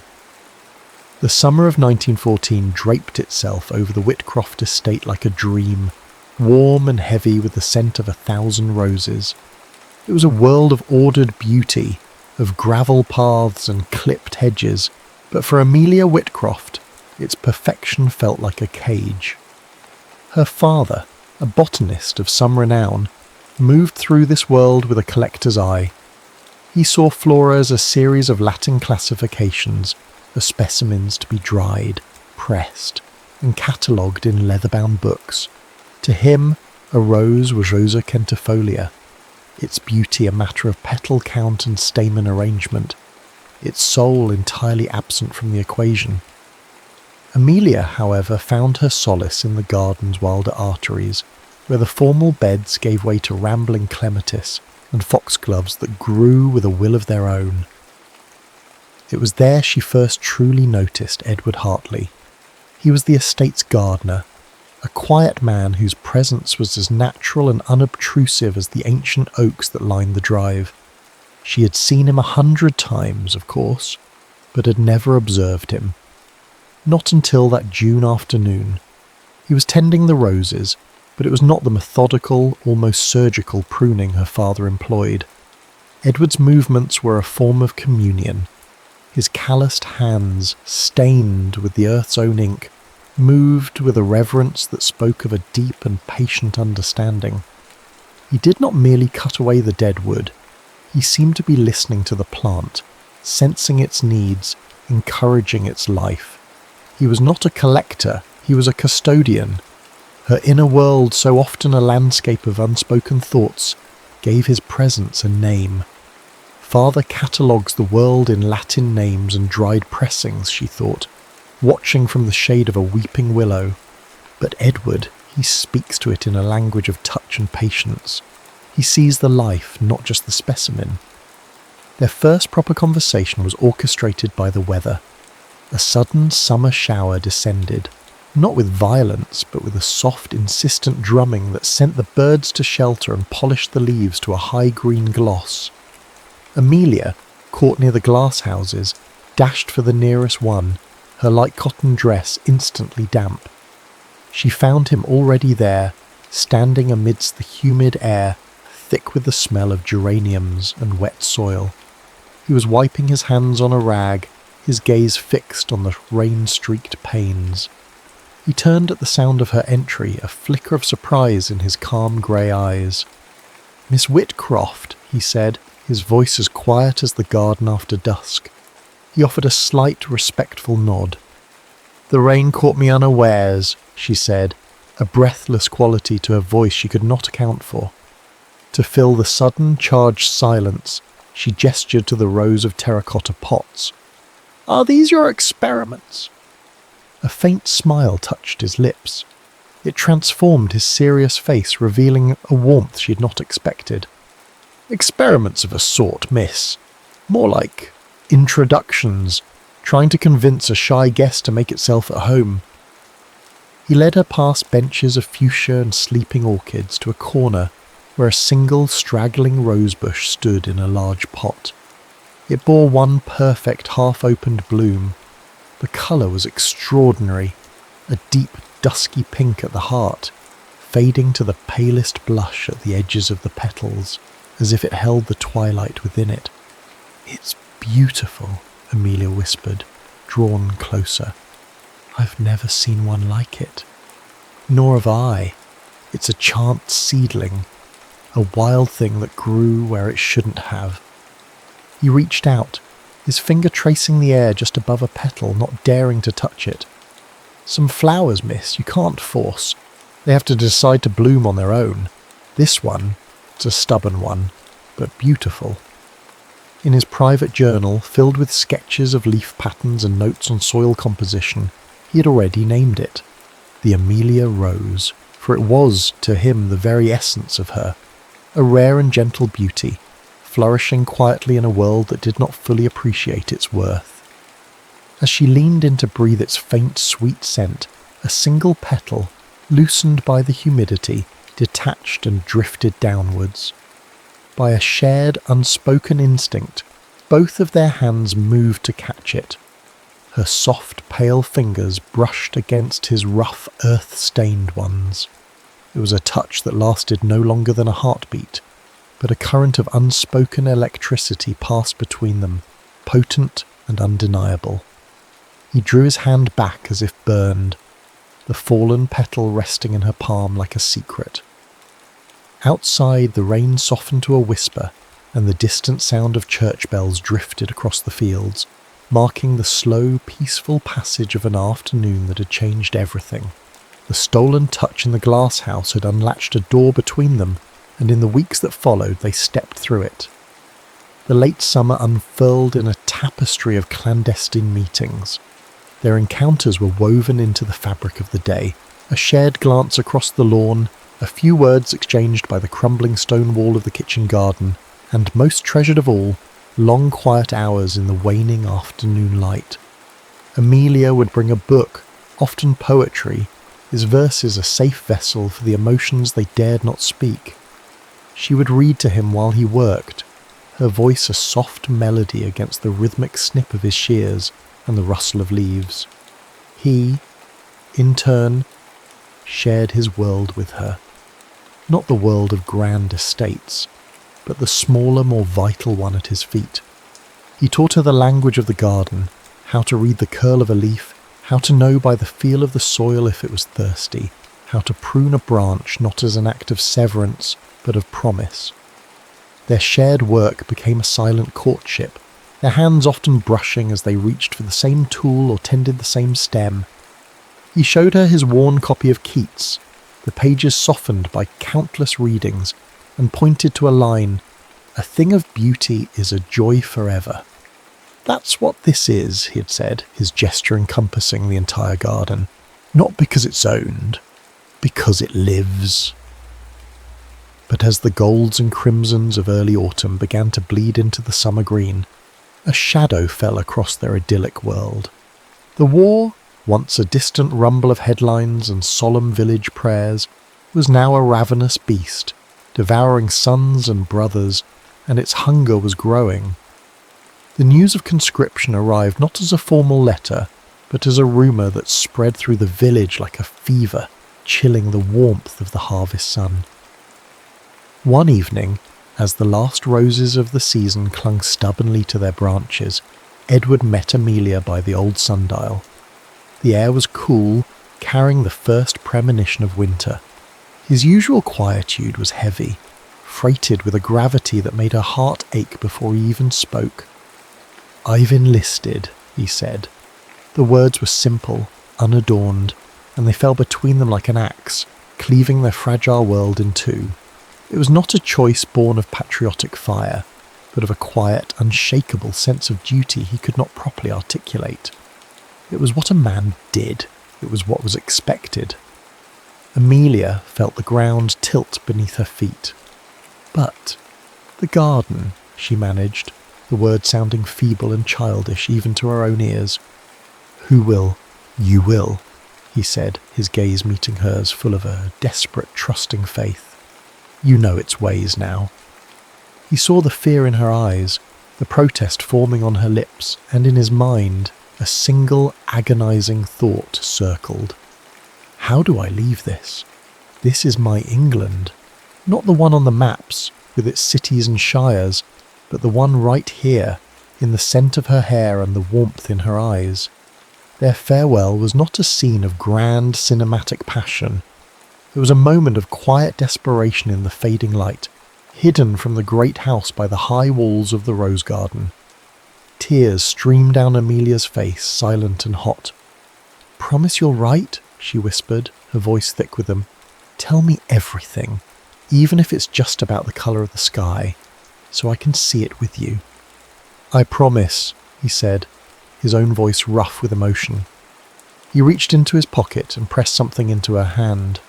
It was a small bird carved from a piece of fallen oak, its form simple but so full of life it felt as though it might take flight from her palm. "I'll be back," he vowed, his thumb brushing over her knuckles, "when the real birds come home in the spring." He did not kiss her. The space between their social stations was a chasm too wide to cross, even in a moment of such profound connection. But the longing in his eyes was a brand on her heart. He held her gaze for a moment longer, memorizing her face in the twilight, then turned and walked away, leaving her clutching the solid, woody promise of his return as the first chill of autumn settled deep into her bones. The promise of a swift victory, of boys home by Christmas, dissolved into the grim, muddy reality of trench warfare. The years bled into one another, 1915, then 1916. Driven by a need to do something, anything more than wait, Amelia had volunteered as a nurse at the local Red Cross hospital, a converted manor house where the casualties of the war were brought to heal or to die. The sterile white corridors smelled of antiseptic and decay, a stark and brutal counterpoint to the vibrant life of her garden. The horrors she witnessed there, the quiet suffering of broken men, stripped away the last vestiges of her youthful innocence, replacing it with a stoic, aching empathy. Her only sanctuary was the garden. Tending it alone now, she felt Edward's presence in every task.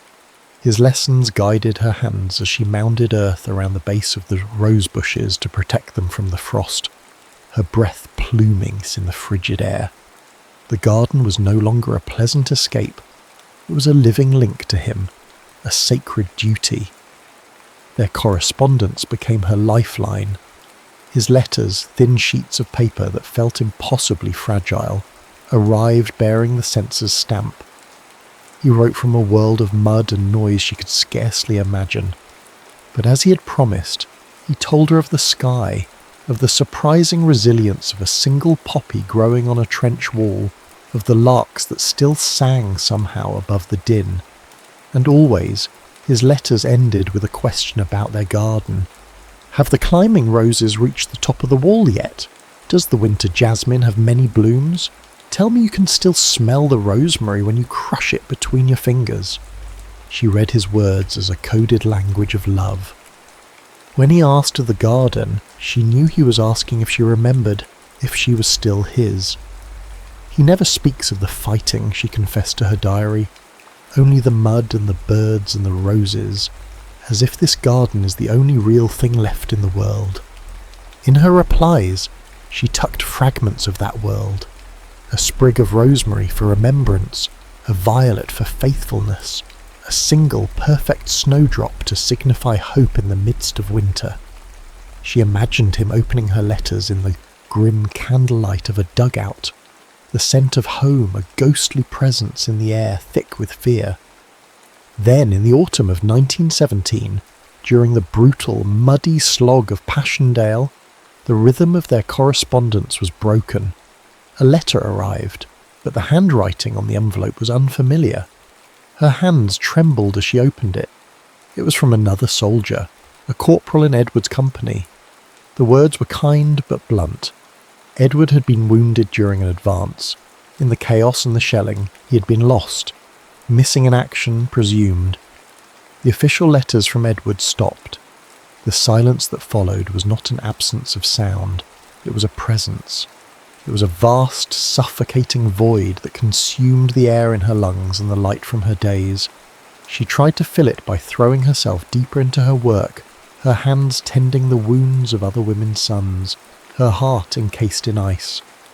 The garden became her only place of release, where her tears could fall and be mistaken for dew. She would walk the paths at dusk, whispering his name to the roses. Silence was once a comfort between us, she wrote one night, her pen scratching frantically across the page. The easy quiet of two people who understood one another without words. Now it is a monster. It has devoured him whole. The crinkle of the dried flowers she kept from her unsent letters was the only sound in the aching emptiness of her room. The armistice came in November 1918. Church bells rang out across the country and people poured into the streets, their faces etched with a mixture of wild relief and hollow-eyed grief. But for Amelia, the joyous noise was a discordant clang against the profound silence that had settled in her soul. The war was over, but Edward was not home. The waiting had curdled into a state of suspended animation, and the garden, once her sanctuary, was becoming a beautiful, heartbreaking memorial. Her father, with a practicality she found both cruel and pitiable, saw her grief as an ailment to be cured. "The world is moving on, Amelia," he said one evening, his tone gentle but firm. "It is time you did too. Mr. Ainsworth has been most attentive. He comes from a good family." He looked out at the garden, its winter bones stark against the grey sky. "You cannot live in the past. This attachment, it is unhealthy." His words, meant to help, felt like a betrayal. That night, a storm broke, a furious onslaught of wind and rain that rattled the window panes and lashed the ancient trees. Drawn by an impulse she didn't understand, Amelia pulled a shawl over her shoulders and ran out into the tempest, not stopping until she reached the shelter of the glass house. The air inside was cold, the sound of the rain drumming on the glass roof a deafening roar. She sank to the floor, clutching the last mud-stained letter she had ever received from him, its paper softened and worn from 1,000 readings. Here, in the very place their connection had sparked into life, she was overwhelmed by a tidal wave of memory, grief, and a desperate, aching longing that was almost a physical pain. She closed her eyes, her forehead pressed against the cold, damp glass. The scent of the earth, rich and dark, and the rain-washed air filled her senses, and the storm outside seemed to merge with the one inside her heart. She was transported. The glass house was no longer cold and empty, but warm and humid, just as it had been on that first day. In the sanctuary of her mind a vision took root, so vivid it felt more real than the grief that held her captive. She imagined his return, not as a ghost, not as a broken soldier, but as the gardener she knew. He would come to her here in this very glass house, the scent of rain and roses clinging to his coat. He wouldn't need to speak. His eyes, those calm grey eyes, would say everything. In her dream of a moment that could never be, he would cross the flagstone floor and take her face in his hands. His touch would be the one she remembered, calloused but gentle, real and warm. And he would kiss her. He kissed her like he was breathing her in, each brush of his mouth deepening the ache in her chest, an ache that was no longer grief but a profound and painful longing. It was the kiss they never had, a release of all the unspoken words, the stolen glances, the shared silence. His hands, no longer rough from work but gentle with reverence, traced the curve of her back, drawing shivers that left her breathless. When their bodies pressed together, it was fire and fragility all at once, a dance of need and tenderness, where every sigh seemed to carry a lifetime of longing. It was a consummation of the spirit, a powerful imagined intimacy that was both a first hello and a final heartbreaking goodbye. The vision crested and broke, the warmth receded, leaving only the cold glass against her skin. A great shuddering sob escaped her, then another, and another. She wept until she was empty, her tears mingling with the condensation on the panes. The storm of memory had passed, washing away not the love, not the pain, but the waiting. She was no longer waiting for Edward. She was finally, truly mourning him. The spring of 1919 arrived tentatively, as if unsure of its welcome in a world so weary of loss. But it came nonetheless, coaxing pale, fragile green from the dark, sleeping earth. In the Whitcroft garden, the first crocuses pushed through the soil, and the birds, as Edward had promised, returned. Their song was a balm to the quiet sorrow that had become Amelia's constant companion. In the wake of the storm in the glasshouse, a profound shift had occurred within her. She had made a choice. Her father saw the garden as a monument to a past she must escape. She would make it a living testament to healing. It would not be a static memorial to what was lost, but a dynamic, evolving space that held his memory while growing into something new, something uniquely her own. She began to work with a renewed purpose, her grief now channeled into creation. She pored over her father's botany books, but this time with a new eye, seeing not just classifications but possibilities. She started to experiment, grafting a hardy local rootstock onto a more delicate French rose, sketching out plans for a bed that would blend the wild and the cultivated, a reflection of the two worlds she and Edward had shared. One bright April morning, as she was carefully turning the soil near the main lawn, a man appeared at the edge of the garden. He was tall, with a kind face and the unmistakable bearing of a former officer, his arm held stiffly at his side. He introduced himself as Captain Davies. He had served with Edward. "I've been trying to find you for months," he said, his voice gentle. "I was with him. At the end." He had come to deliver Edward's personal effects, a small water-damaged satchel containing his journal, and tucked carefully inside a pocket the small carved wooden bird piece.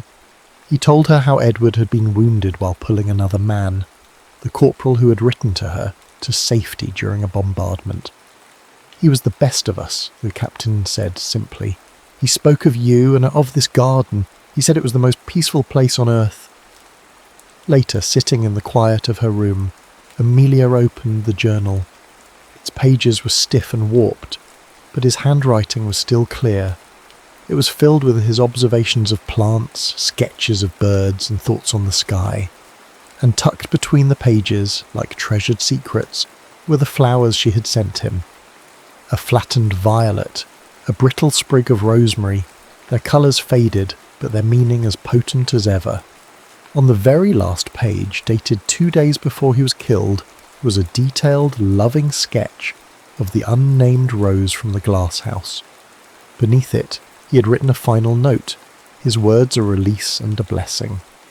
"If love is a seed, let it grow where it may, even if I am not there to see it bloom."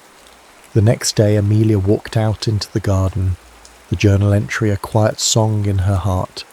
She carried a small potted rosebush, a cutting she had taken from the original and nurtured through the winter. It was the stubborn, beautiful rose, the Amelia rose.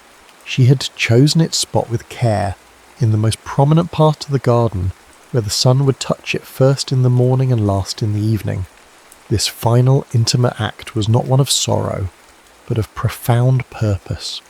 She knelt, digging her hands deep into the rich, dark soil. It was cool and damp, teeming with the promise of life. This was not the act of tending a memory, but of planting a future. The intimacy was with the earth itself, with the relentless, beautiful cycle of loss and renewal. Her hands, no longer soft and pale, but capable and stained with soil, firmed the earth around the fragile roots. This was her identity, she realized. Not a botanist's daughter, not a soldier's ghost, but a creator, a gardener. The passion that had once been a secret. Desperate longing was now a quiet, steady strength, a deliberate, loving act of creation. She stood up, brushing the dirt from her knees, and looked at the small, valiant plant. A gentle breeze stirred the air, carrying the scent of damp earth and the sound of birdsong. She placed her hand over her heart, feeling its steady, quiet beat, and she knew, with a certainty that settled in her very bones, that this was not an ending, it was a planting.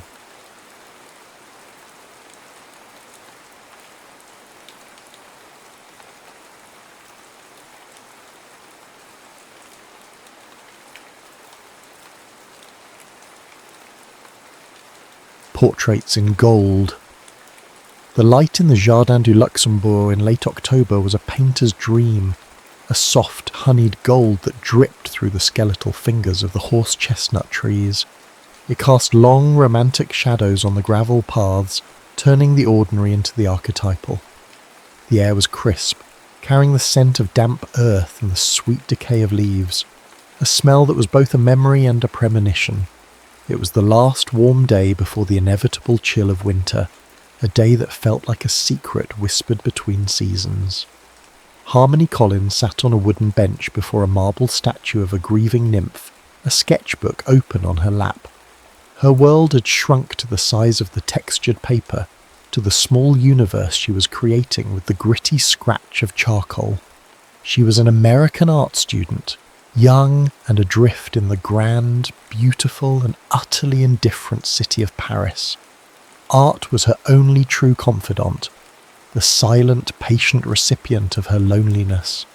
The nymph, with her bowed head and the elegant sorrow carved into her features, felt like a sister. Harmony was trying to capture not just the lines of the statue, but the weight of its grief, the cold finality of the stone.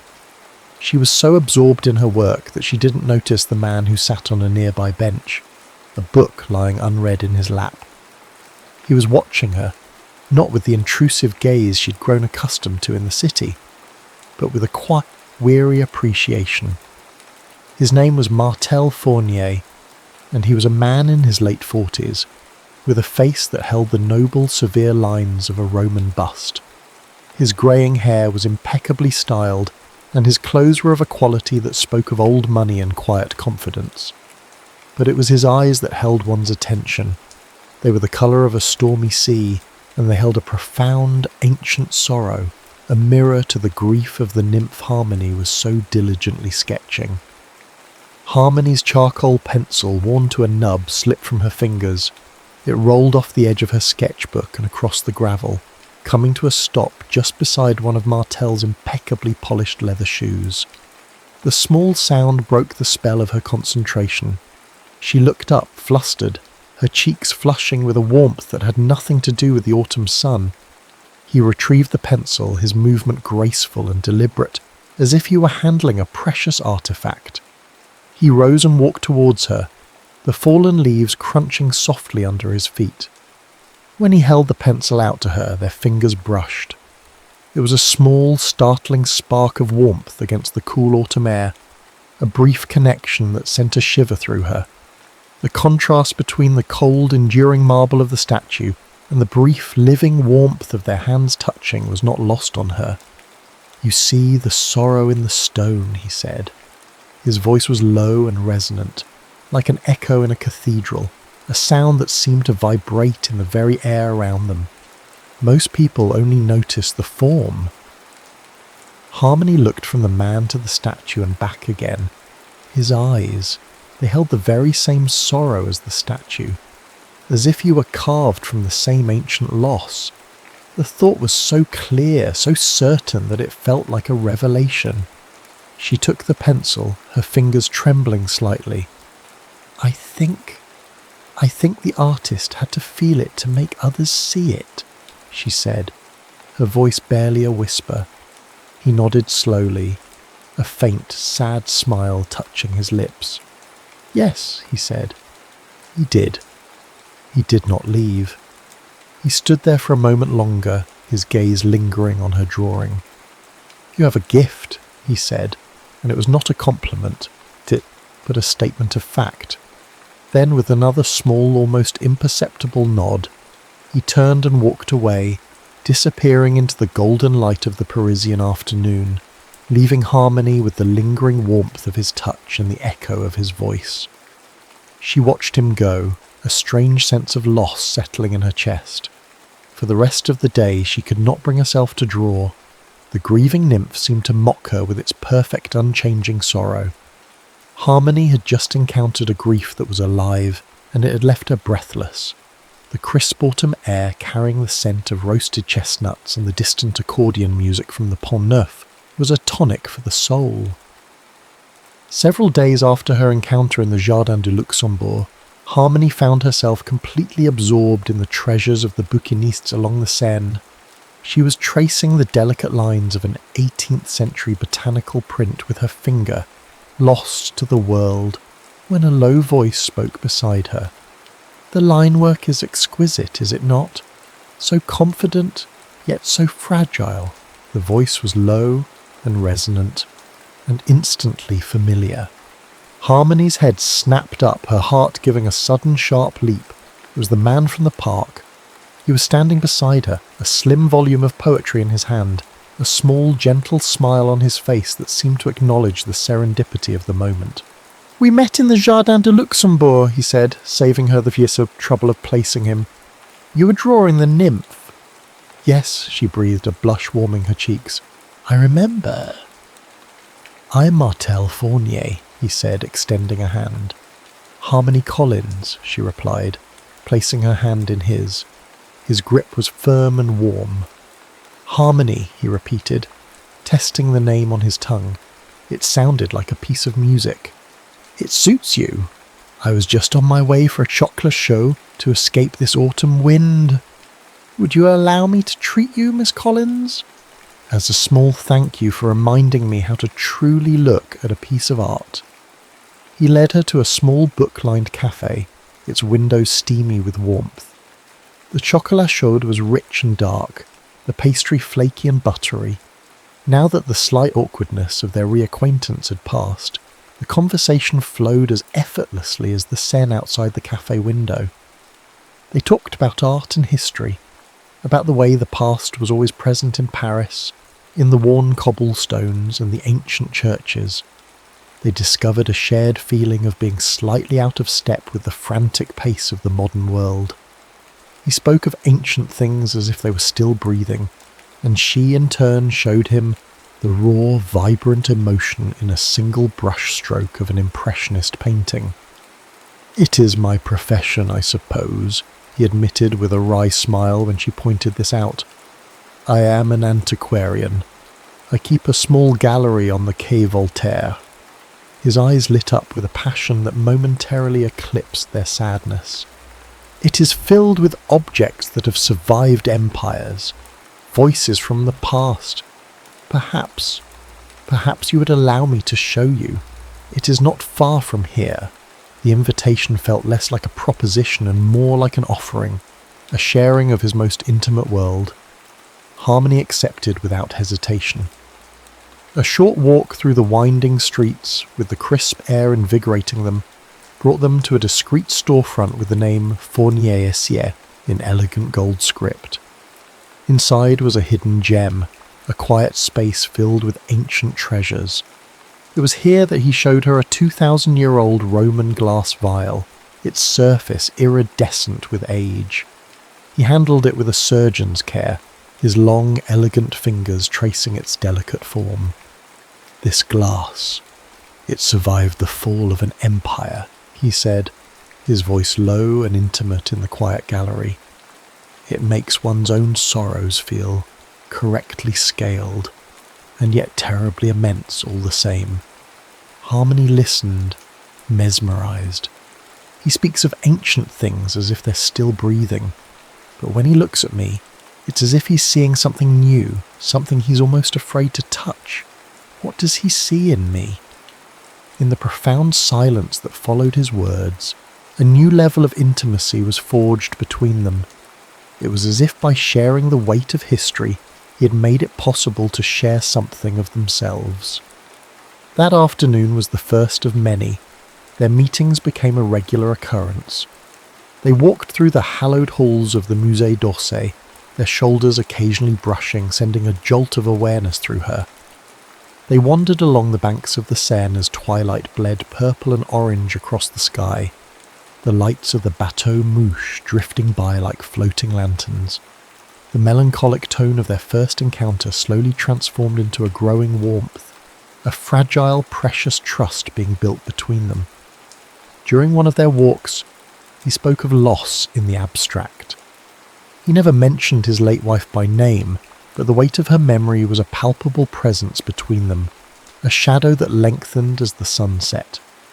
He confessed that observing Harmony's passion for creation, her fierce, youthful engagement with the world, was the first true light he had allowed himself to feel in years.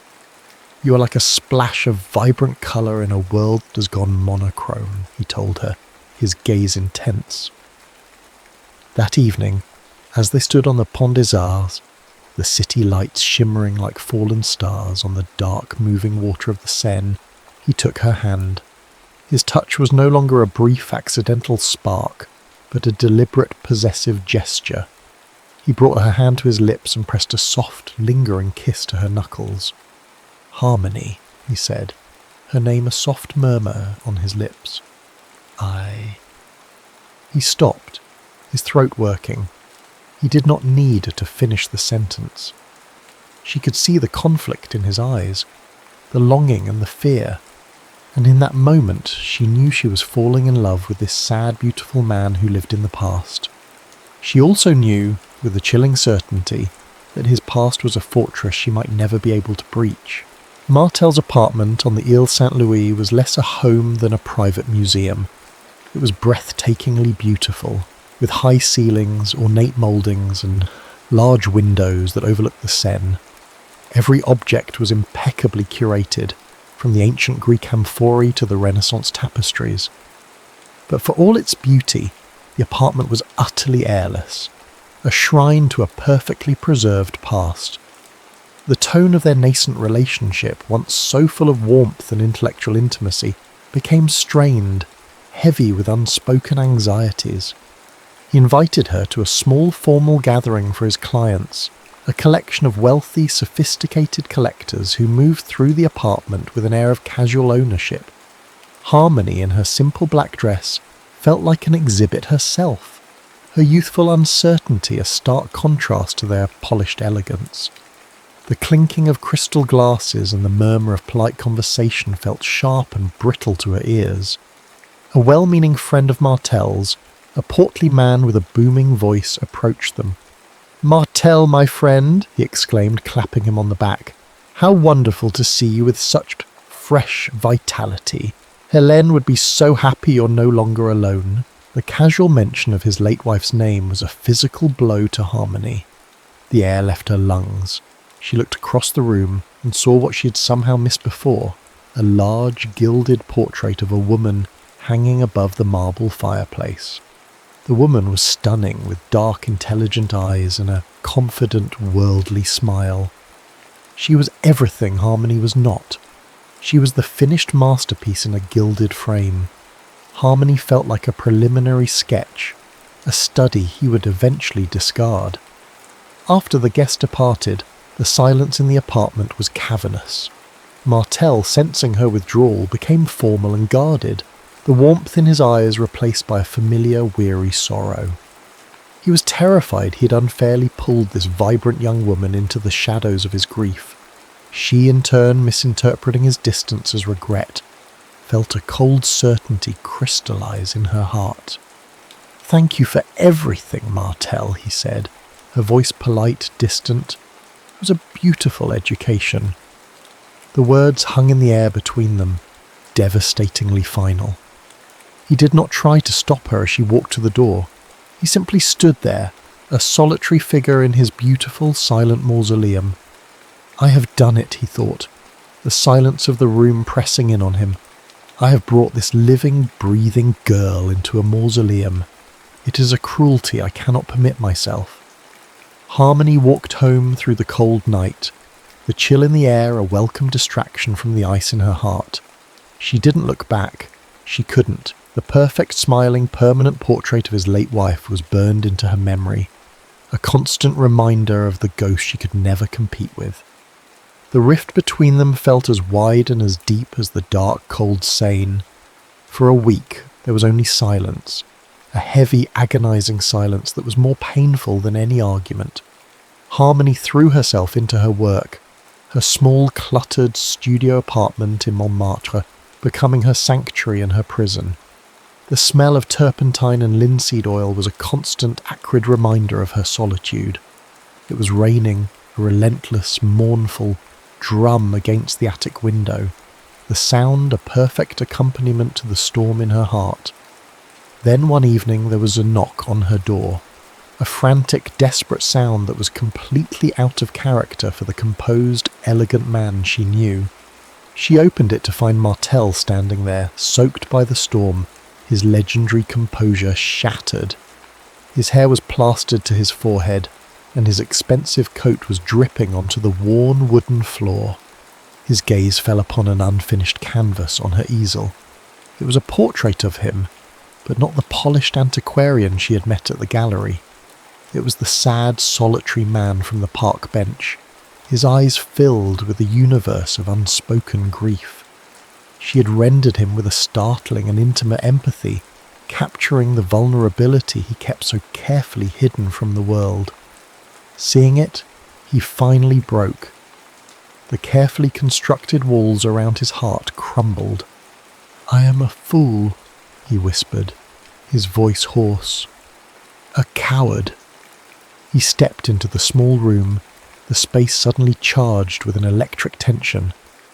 "I have spent 3 years living in a tomb of my own making," he confessed, his voice thick with emotion.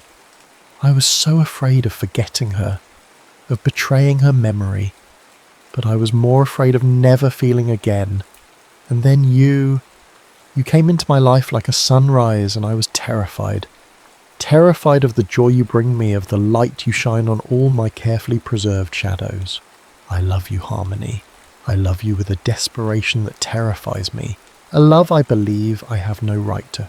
The raw confession melted the last of her restraint. He stepped forward, and the kiss was one of both absolution and starvation. It tasted of rain and salt and a week of indolence. He kissed her, like he was breathing her in, each brush of his mouth deepening the ache in her chest. He murmured her name against her lips, a prayer and a surrender. His heavy, rain-damp coat fell to the floor, a sodden heap of his former self. His hands, which had held ancient, fragile things with such reverence, now traced her back with a tremor of that same reverence, drawing shivers that left her breathless. When their bodies pressed together, it was fire and fragility all at once, a dance of need and tenderness, where every sigh seemed to carry a lifetime of longing. There was no hurry. He undressed her slowly, as if unwrapping a priceless living treasure he was seeing for the first time. The cool air of the rain-swept room kissed her skin, a stark contrast to the heat of his touch. She, in turn, unbuttoned his shirt, her fingers tracing the lines of a body that had known a different life, a different love, but was here, with her, now. Her gasp turned into a moan as his hand slid lower, exploring her with a reverence that was both sacred and profane. Clothes fell away, skin meeting skin in a heated rush that stole their breath.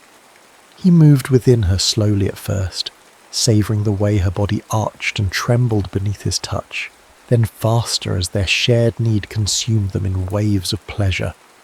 The lovemaking that followed was a quiet, sacred conversation in the heart of the storm, a promise spoken not in words but in touch and sigh, a healing act where every glance, every slow movement, affirmed that the past could be honoured without eclipsing the present.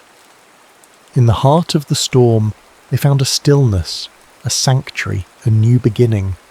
They fell asleep in the small bed, tangled in each other's arms while the rain softened to a gentle patter. When Harmony awoke, the storm had passed. A pale, watery sunlight filtered through the attic window, illuminating the dust motes dancing in the air.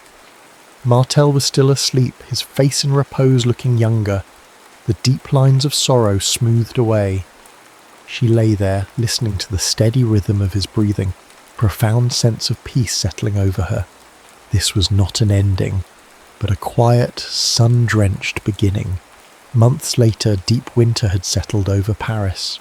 The grand, formal rooms of Martel's apartment on the Ile Saint-Louis were transformed.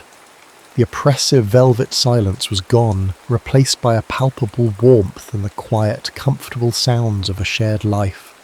Bright, clear sunlight streamed through the large windows, no longer seeming to merely illuminate a museum, but to fill a home. Harmony's easel now stood in the place of honour by the window, catching the best of the northern light. A large, vibrant canvas, a chaotic and joyful explosion of colour and emotion, was a living counterpoint to his ordered, ancient world. Her work in progress was not an intrusion, but a vital centre of the room. He had made space for her, literally and figuratively, and in doing so had let the air and light back into his own life. One afternoon she was dabbing at her canvas, her brow furrowed in concentration, when he came to stand behind her. He didn't speak, simply rested his hands on her shoulders. She leaned back against him, the familiar gesture a comfort. "The ochre is fighting the blue," she murmured, more to herself than to him. "Let it fight," he said softly in her ear. "There is beauty in the tension." She smiled. He was learning. Later that day he came home with a gift. It was not an artifact salvaged from the dust of history. It was a beautiful antique wooden box, and inside, nestled in deep blue velvet, were rare hand-milled pigments in shades of lapis, cinnabar and vermilion, colours of life, of passion, of royalty. "For your art," he said, his voice soft, "for all the beautiful things you have yet to create." She looked from the brilliant jewel-like powders to his face, her eyes filling with tears. It was a gift for her future, a profound vote of confidence in her talent, a promise that he saw her not as a fleeting distraction, but as an artist in her own right. "They're beautiful," she whispered, her voice thick with emotion. "Thank you, Martel." "I love you," he replied, his voice filled with a certainty that had once been so absent. "You have taught me that a heart can expand, that it can hold both cherished memory and new, breathtaking joy." The story of their love concluded not with a grand gesture, but with the simple, profound beauty of them existing together. A quiet Sunday morning found them tangled in white sheets, the crisp winter sun warming their skin. This was not the desperate passion of the storm, but the slow, languid intimacy of an established love.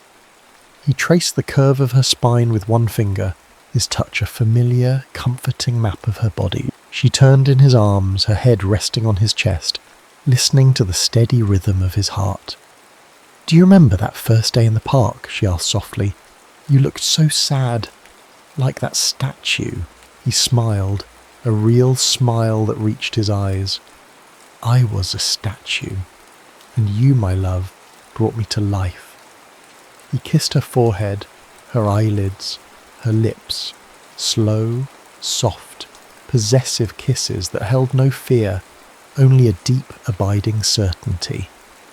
They spoke in low murmurs, planning a small trip to the coast, talking about her first gallery show, which he was organising with the fierce pride of a patron and a lover. His belief in her had become her own, and she spoke of her work with a new, quiet confidence. It was an intimacy of profound comfort and safety, a testament to the beautiful, durable life they were building together, piece by piece. He had spent a lifetime collecting relics of the past, believing their permanence was a shield against loss, only to discover that true immortality was not in gold or stone, but in the fleeting, breathtaking warmth of a hand that chose to reach for his in the present. And as he held her in his arms, the winter sun streaming in, he knew, with a joy that was both profound and peaceful, that he was finally home.